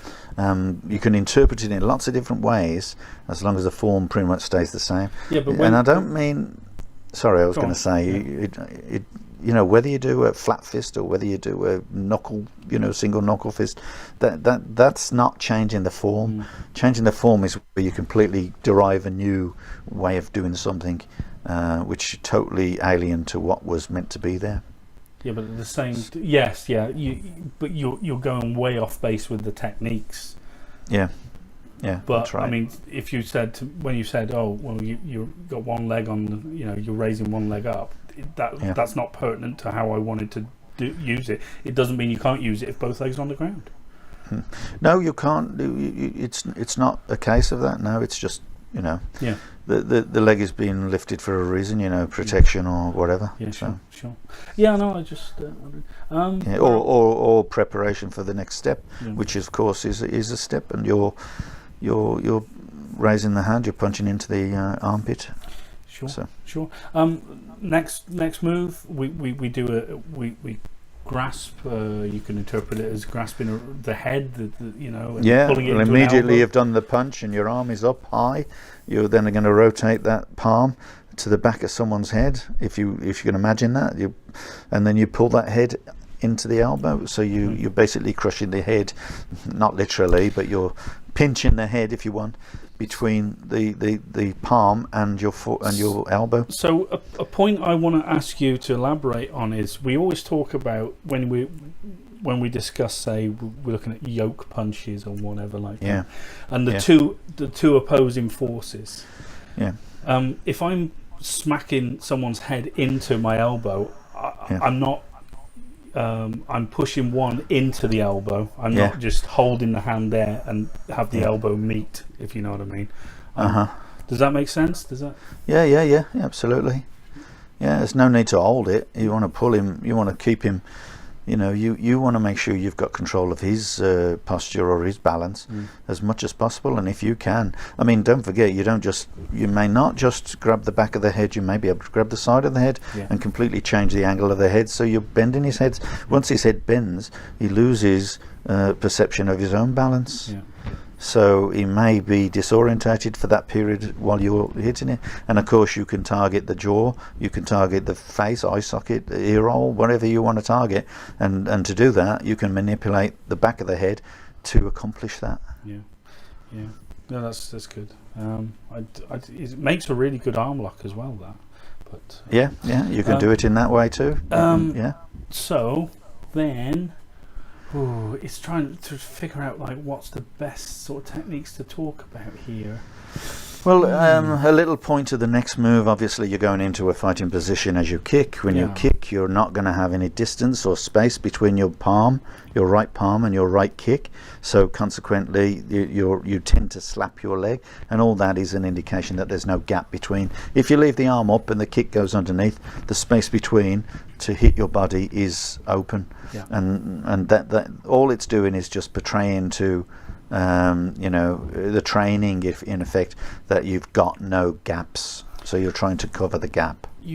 We talked about Fei Lung Chi last week, and at the opening of Fei Lung Chi, when you're brushing, you think of it like brushing the leg. You'll brush the leg, then come up, and then spear hand underneath in Fei Lung Chi. But you're brushing the leg in this, aren't you, when you do that 90-degree turn? Yeah. But like you said, it's to illustrate, and then the other hand is covering. No space or no gaps. No space. Yeah. No, it's interesting. Yeah. Then we have we outstretch into a very sort of, we're in almost a horse riding stance. Yeah. With an outstretched left hand. Yeah. But then we kind of twist our whole stance, or twist the right heel off the ground. Yeah, you're not necessarily in a horse riding stance. The one leg is going to. I do You're apologise. kicking. Yeah, one leg is going to land in front of you, isn't it? Because you're kicking. Yeah. Yeah. So as you kick, the foot will land in front of you. So when you turn to the side, Yeah, but you are may you stepping as well? Yeah. No. Well, you'll step out with the left. Yeah, step if out you with want, the left. but not necessarily that in front of you. Okay. You'll step out to the left, to the side. Okay. All right. Right, because then it becomes a T-step. Okay. Okay. Yeah, sorry. Now, yeah, because people can interpret this in either. Some of them do prefer to kick and then land in a horse stance and then turn to the left. But of course, when you turn to the left, now you have the weakness is there on your left. So the best way, or my preference, I should say, is I kick, I land to the front, and then I'm going to turn to face with everything. In other words, I'm in a fighting stance, and then basically a sort of a back stance, and then a forward stance when you punch, then a back stance when you're back again, with a bow and arrow. Yeah, that's it. Stance. He's trying to think of what I do. Yeah. I know it's in difficult, your head, isn't it? and I'm trying to that's, do. I'm that's doing why it you can on the see. floor. I'm going, That's why my mic is going all over the place. I'm trying to do it sitting down, and there I am. So, right, Yeah. No, The of other course it bit, is, you're stepping out, Yeah. So the next movement, we're rotating our hand towards the little finger. We've got to do that in order to, to block. If we do it the other way around, then the punch is going to come through us. Yeah. So if we imagine he's punching, we all grabbing, we can rotate towards the little finger, raise up. And then another thing that people often make a mistake of is you do have to take that foot kind of a hanging step, but across a diagonal, because if you don't, when you come to hit the side of the head, which is what the knuckle is for now, you'll be hitting with your little knuckle instead of the actual dragon knuckle, or whatever you want to call it. Phoenix Eye. Dragon's fin. No, is it Phoenix Eye? I think it is. Yeah. Isn't it? Oh yeah, dragon is the centre one. Yeah, sorry, or whatever. But yeah, so it's about twisting that stance, so you're actually striking. If you imagine, well, you a lot of people would interpret that as a temple strike, wouldn't they? Sort of. Yes, it is. around Yeah, the, it's literally for a temple strike. But if your stance isn't twisted enough, if you imagine, you will end up hitting with your little finger instead of the index knuckle. So that's right. But also, of course, you can help yourself by rotating your arm that you've blocked up with, just simply taking the arm to the other guy's just above his elbow if you want, and literally, because that's where you'd be blocking him. You block him with the wrist, but then your palm is available, extra length, which will go above his elbow, push his elbow, in other words, push him to the side slightly, and now you have the target. Oh, I tell you what, talking about sets, just like, bloody hell, it's hard work, isn't it? You're trying to it's hard to talk about it. But I think all the listener has to do is kind of listen to it, go, what am I doing when I do that move? And he's listening to our description of what I might be doing with that move, and it may be different, it may be similar, or it may be something that they would like to do. It's really up to them. Obviously we can't cover every single move of the set. We'd be here forever, but it's little bits like that. There are, I think the we're going to jump, I think is probably best because time constraints. Sure. I'm going to describe the back fist when we've done the second transference block. And talk about the transference block as well. That second transference block is, people tend to do it on a longer stance. The reason they do it on a longer stance is because they're taught usually that the punch is a lower punch. Okay? So can I just, I know what you're saying, can I just be really clear for the people at home, right? So we're talking about the second transfer block where you've done all your double pressing palms, okay? Now you're up on one leg again, and then you're going to land with the left leg and you're going to punch. Forward. Now, what you're saying is most people overstretch step with this. They make a very long stance. Yeah, well, I'm not going to dispute No. their stance, because it's fine to overstep like that, to make it a long step, a forward step if you want. But what I am discussing with them is to give them a little bit of maybe food for thought. Is I want you to imagine that as you do that transference of block and you are going long, most people go long because the punch is meant to be a lower punch. It's meant to go diagonally down, right? Or lower, shall we say. Now, because they're in a lower stance, it doesn't go diagonally down, because they go, yeah, but I'm not actually punching straight then, I'm punching downwards. And so their justification is, if I go long stance, I'm going to be punching straight, so my punch will still be powerful. But my argument is, it's not meant to be the same kind of punch. It's meant to be a wrap across the muscles. So what's happening is you're literally hitting the body and scraping that punch down. It's meant to change the shape of the attacker. So basically, obviously, notwithstanding he's got a bloody big leather coat on, which is not going to make the technique work, but if he's got a t-shirt on or that sort of thing, what you're trying to do is hit the body in the sort of the higher abs, and then rub their abs with a punch, literally scraping the punch with power down the abdominal muscles. And what that does is it forces him to bend forward, because it's very, very painful when you come to the lower abs.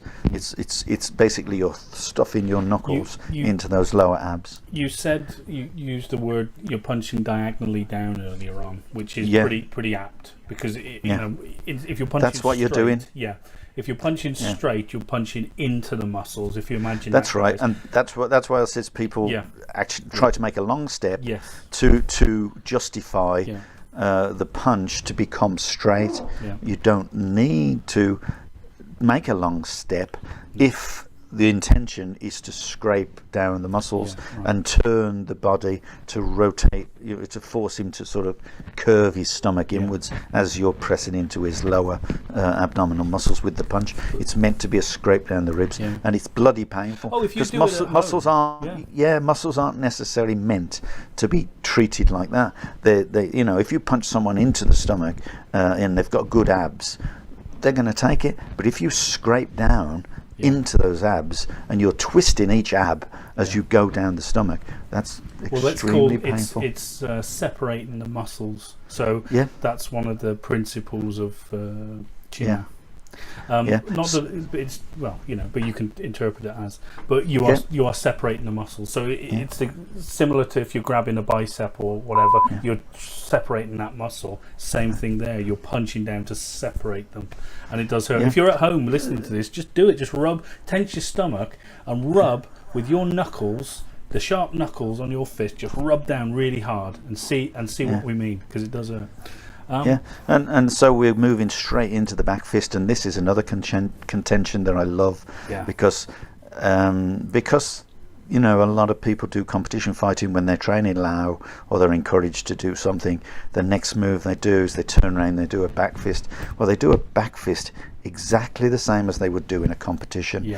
My contention is that you don't need to do that.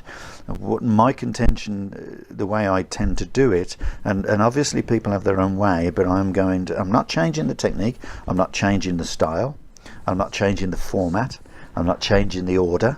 I'm simply doing the back fist in a way that is more contentious than perhaps just a back fist from a competition. And the way that I do it is, as I turn, I've just done that low punch, there's a guy behind me, I'm going to turn around and I'm going to swing that punch like a best way to describe it, I guess, like a choily foot kind of fist, like a big long swinging fist.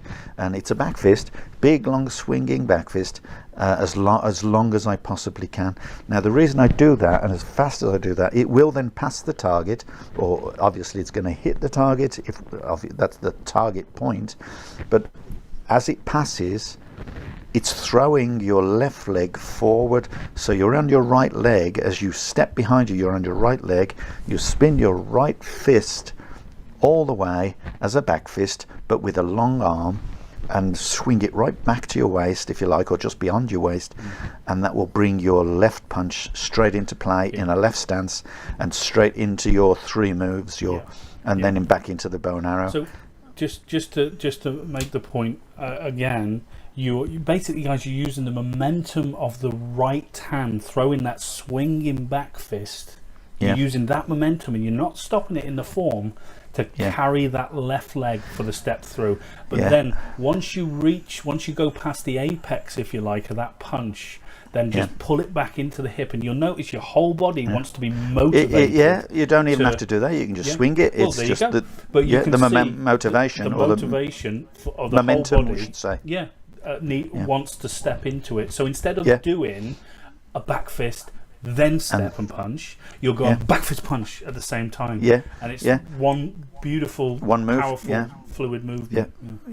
And the target is slightly different, because instead of doing a back fist to the side of the head as you would do in a competition, you're literally swinging that arm around and down, so you're hitting the neck where it reaches the shoulder, the ear, the jaw, all that kind of thing. That's what you're aiming for with your forearm or your fist.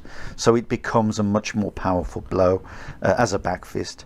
Okay, and it is more like I say, like a choy your foot kind of move. It's a big movement, isn't it? It's but it is Lau. Movement for Lau. It is. Yeah, well, there are many powerful I understand movements that, in when Lau. we look at on the surface, I think the problem is people have become so immersed in competition style of movements as back fists that they kind of portray a back fist just simply as a flicking of the fist.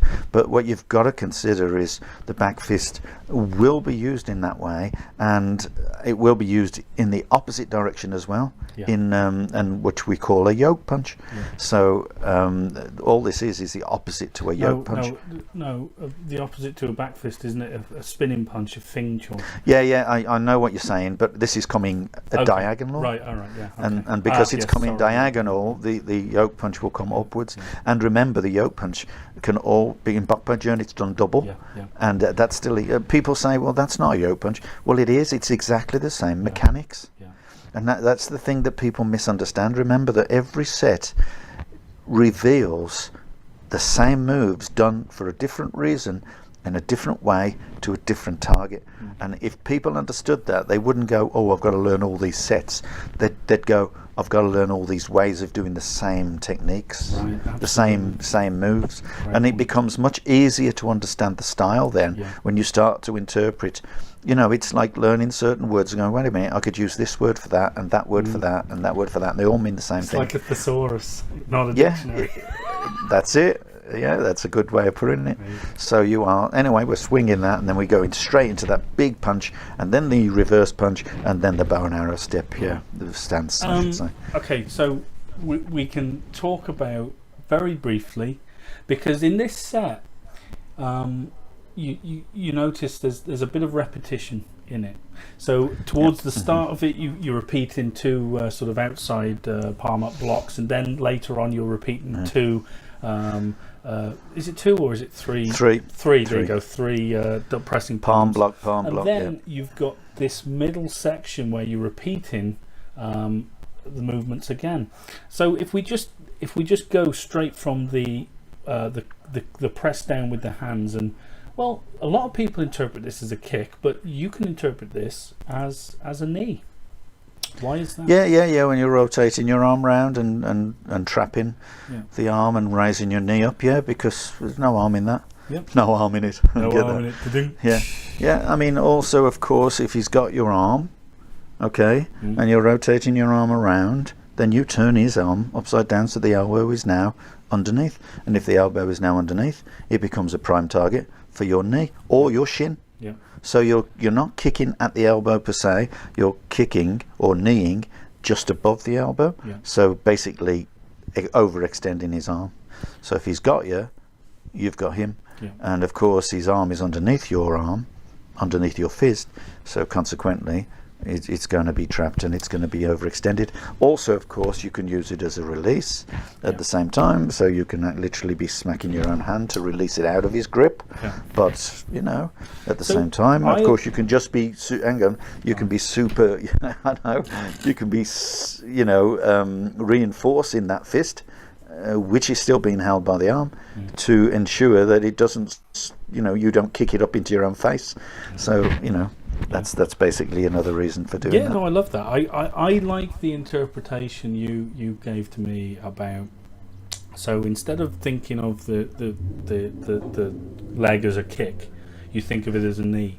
But if you look at, when we talk about how we utilize knees in Kung Fu, as opposed to when you look at knees done in other styles, which are, so you're pushing down with the arms, but at the same time you're raising up with the knee, and that knee is coming directly upwards, not forwards and out. So go on.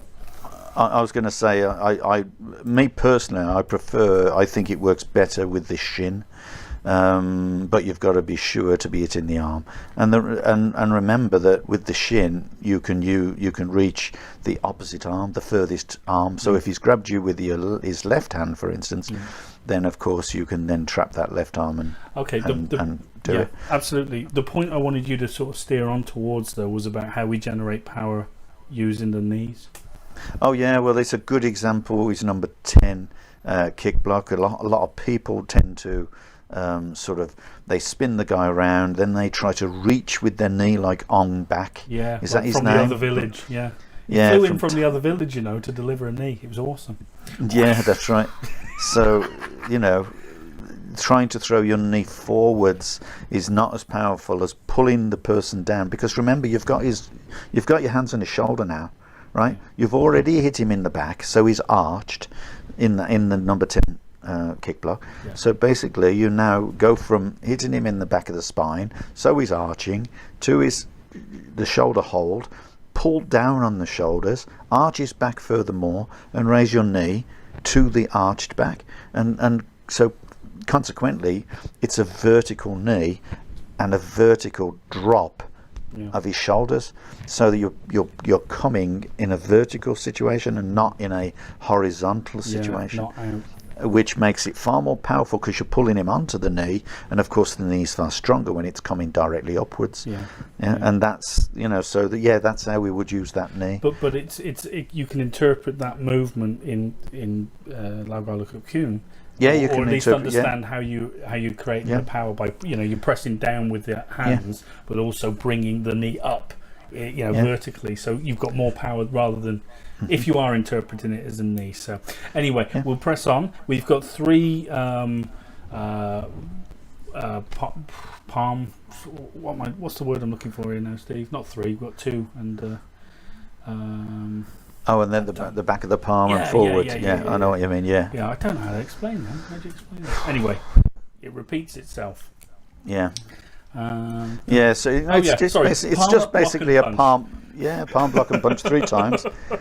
And those are simply repeated because they're if you think about it again, like we just said, that the sets are repeating themselves. The techniques are getting better. All you're doing is number 1 hand block. All you're doing is the first block, or rather second block.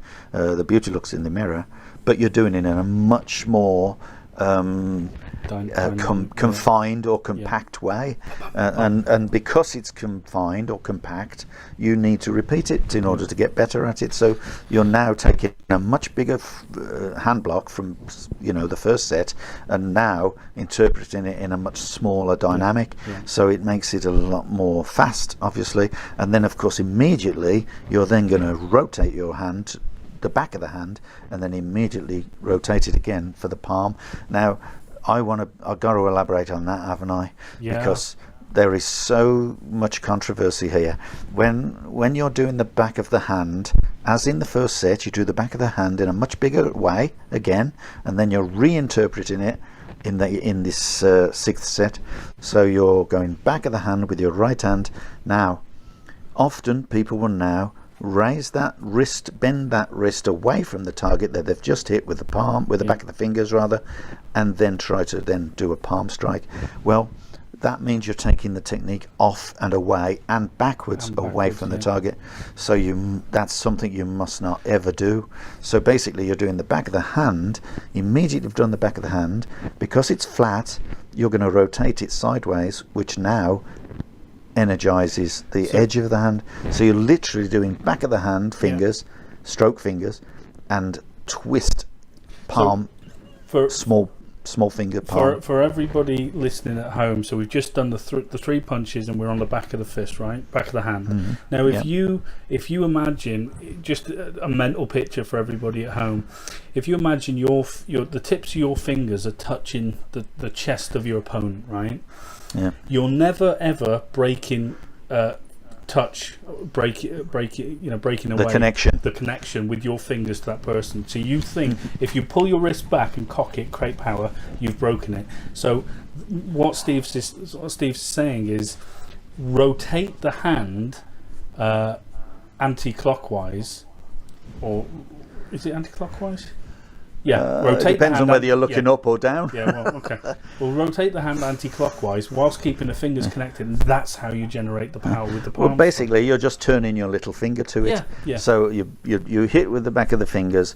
Or let's say, for instance, your target is their shoulder blade. Yeah. You're hitting the shoulder, the top of the shoulder with the fingers. You're striking the neck, and they're feeling that pain. As soon as they feel that the back of the hand hitting that muscle, you're then going to quickly rotate the small edge of your palm, the outside edge of your palm, or the little finger edge of your palm, rotating it until it's straight out, like a willow leaf palm, and that is the edge of your palm is going to be hitting the collarbone. Yeah, I've heard people refer to that as a little fish and big. Yeah, fish. little fish. Yeah, little fish is the little finger, and big fish is the thumb. Yeah. So that's for another podcast. That's for another podcast. So the energy for that is in the rotation now, Steve. Yeah. I would say that when we repeat those movements, those palm up blocks and punches 3 times, don't we? And then we go into the palm strike. Now, you can interpret this as, I always think that the first movement of those 3 consecutive palm up punches is probably the most important one. However, and I'm saying this in a loose way because it's a direct application, right? And the next 2 are just repetitions. Yeah, repetitions for practice. For practice. Now, I'm not saying that all of them aren't important, because if you're punching someone, you want to be chasing that target because he's moving away with you. Bam, bam, bam. It does. I was going to say, sorry. It does tend to be a Chinese concept in Chinese martial arts that you do repeat 3 times. Yeah. Okay, 3 is a good number. That's why you get your dim sum mainly in 3s. Yeah, okay, so it's like a lucky number. Yeah, the bow is 3 times, etc., and the bow to your ancestors is in 3s. Yeah. It's all that kind of thing. So you tend to do it 3 times.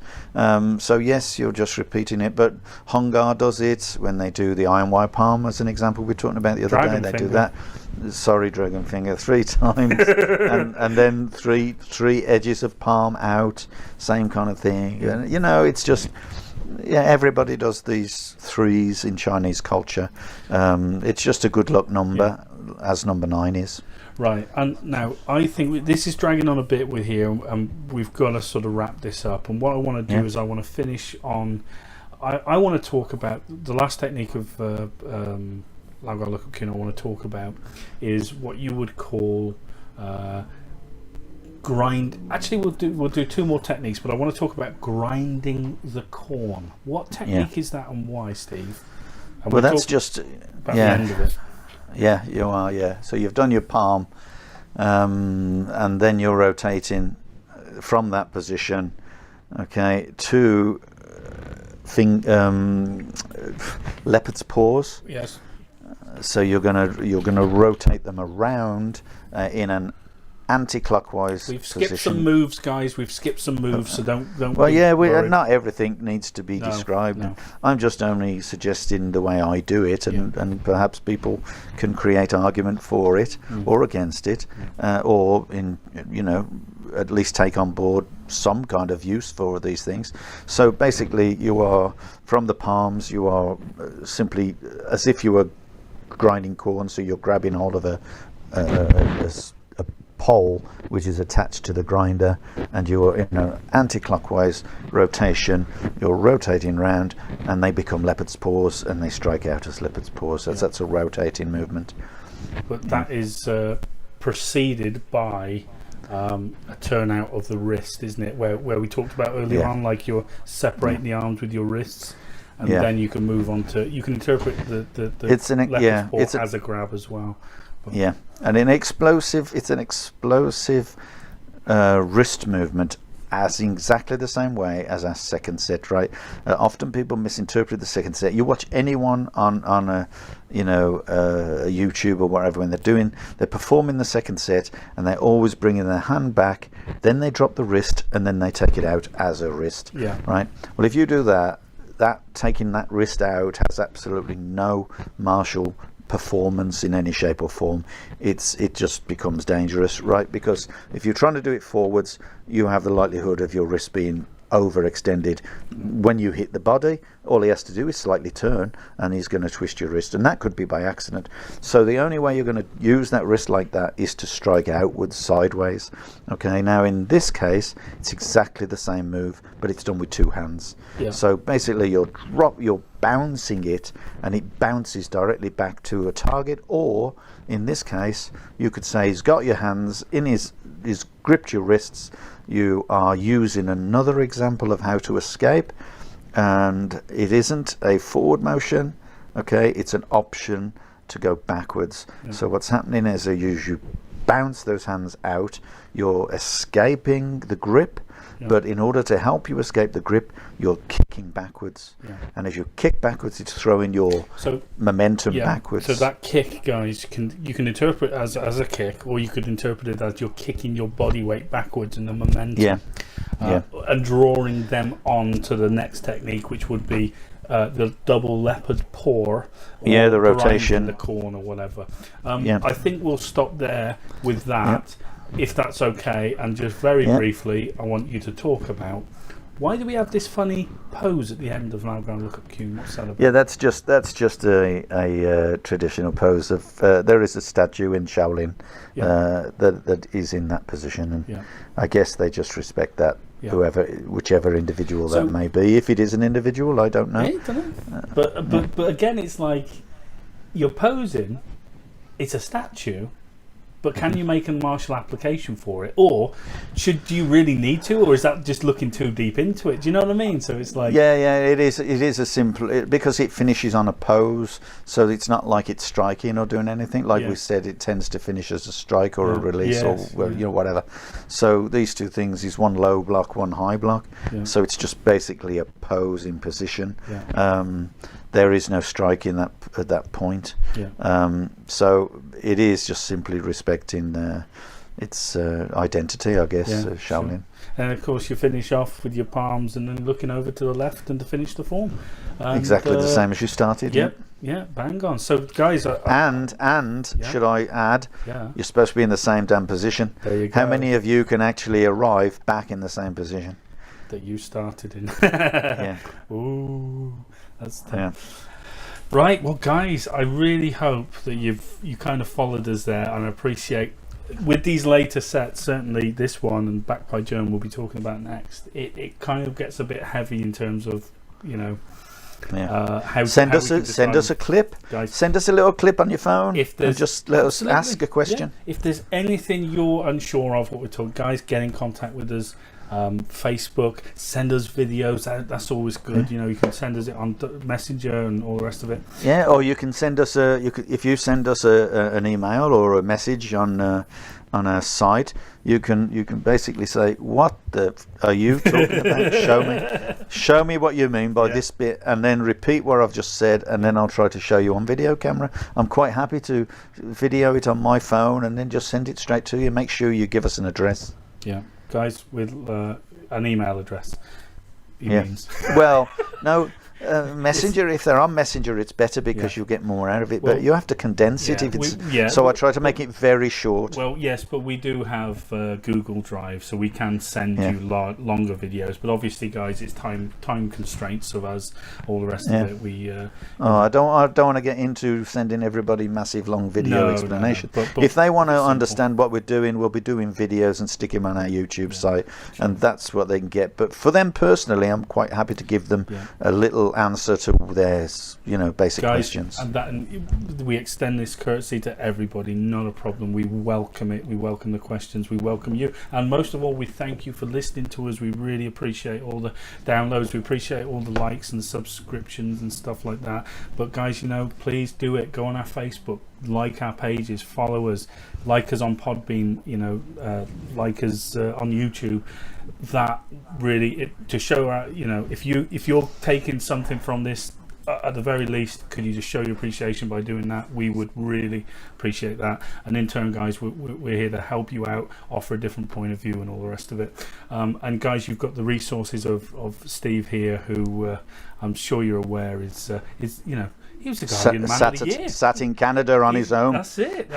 Hey, he was the Guardian Man of the Year. Don't his trophy was huge. So guys, use it, because he might not be around for longer. Thanks. Not to be morbid or nothing, No, well, I mean, there's a big virus going around right now. True. That's true. You can't kung fu the corona. Right, guys, well, once again, thank you so much for listening to us on another episode of the Kung Fu Podcast. Spread the word, tell people about us. That would be great. And guys, stay safe and keep training hard, and take care of yourselves. Bye now. Are you going to say bye? Bye. Sorry, I was just reading the emails. No, bye. Should we do that again? Take care, guys. Bye now. Oh, bye, guys.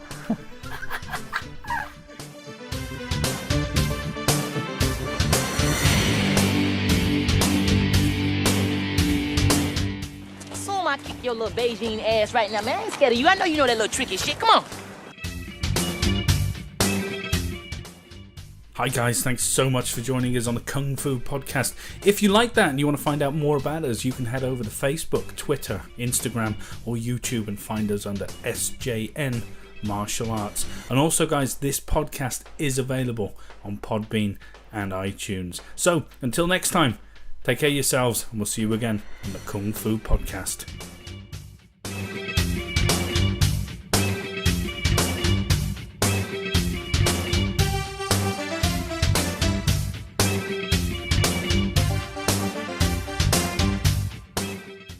Guns. Now why doesn't somebody pull off 45 and bang, settle it? No guns.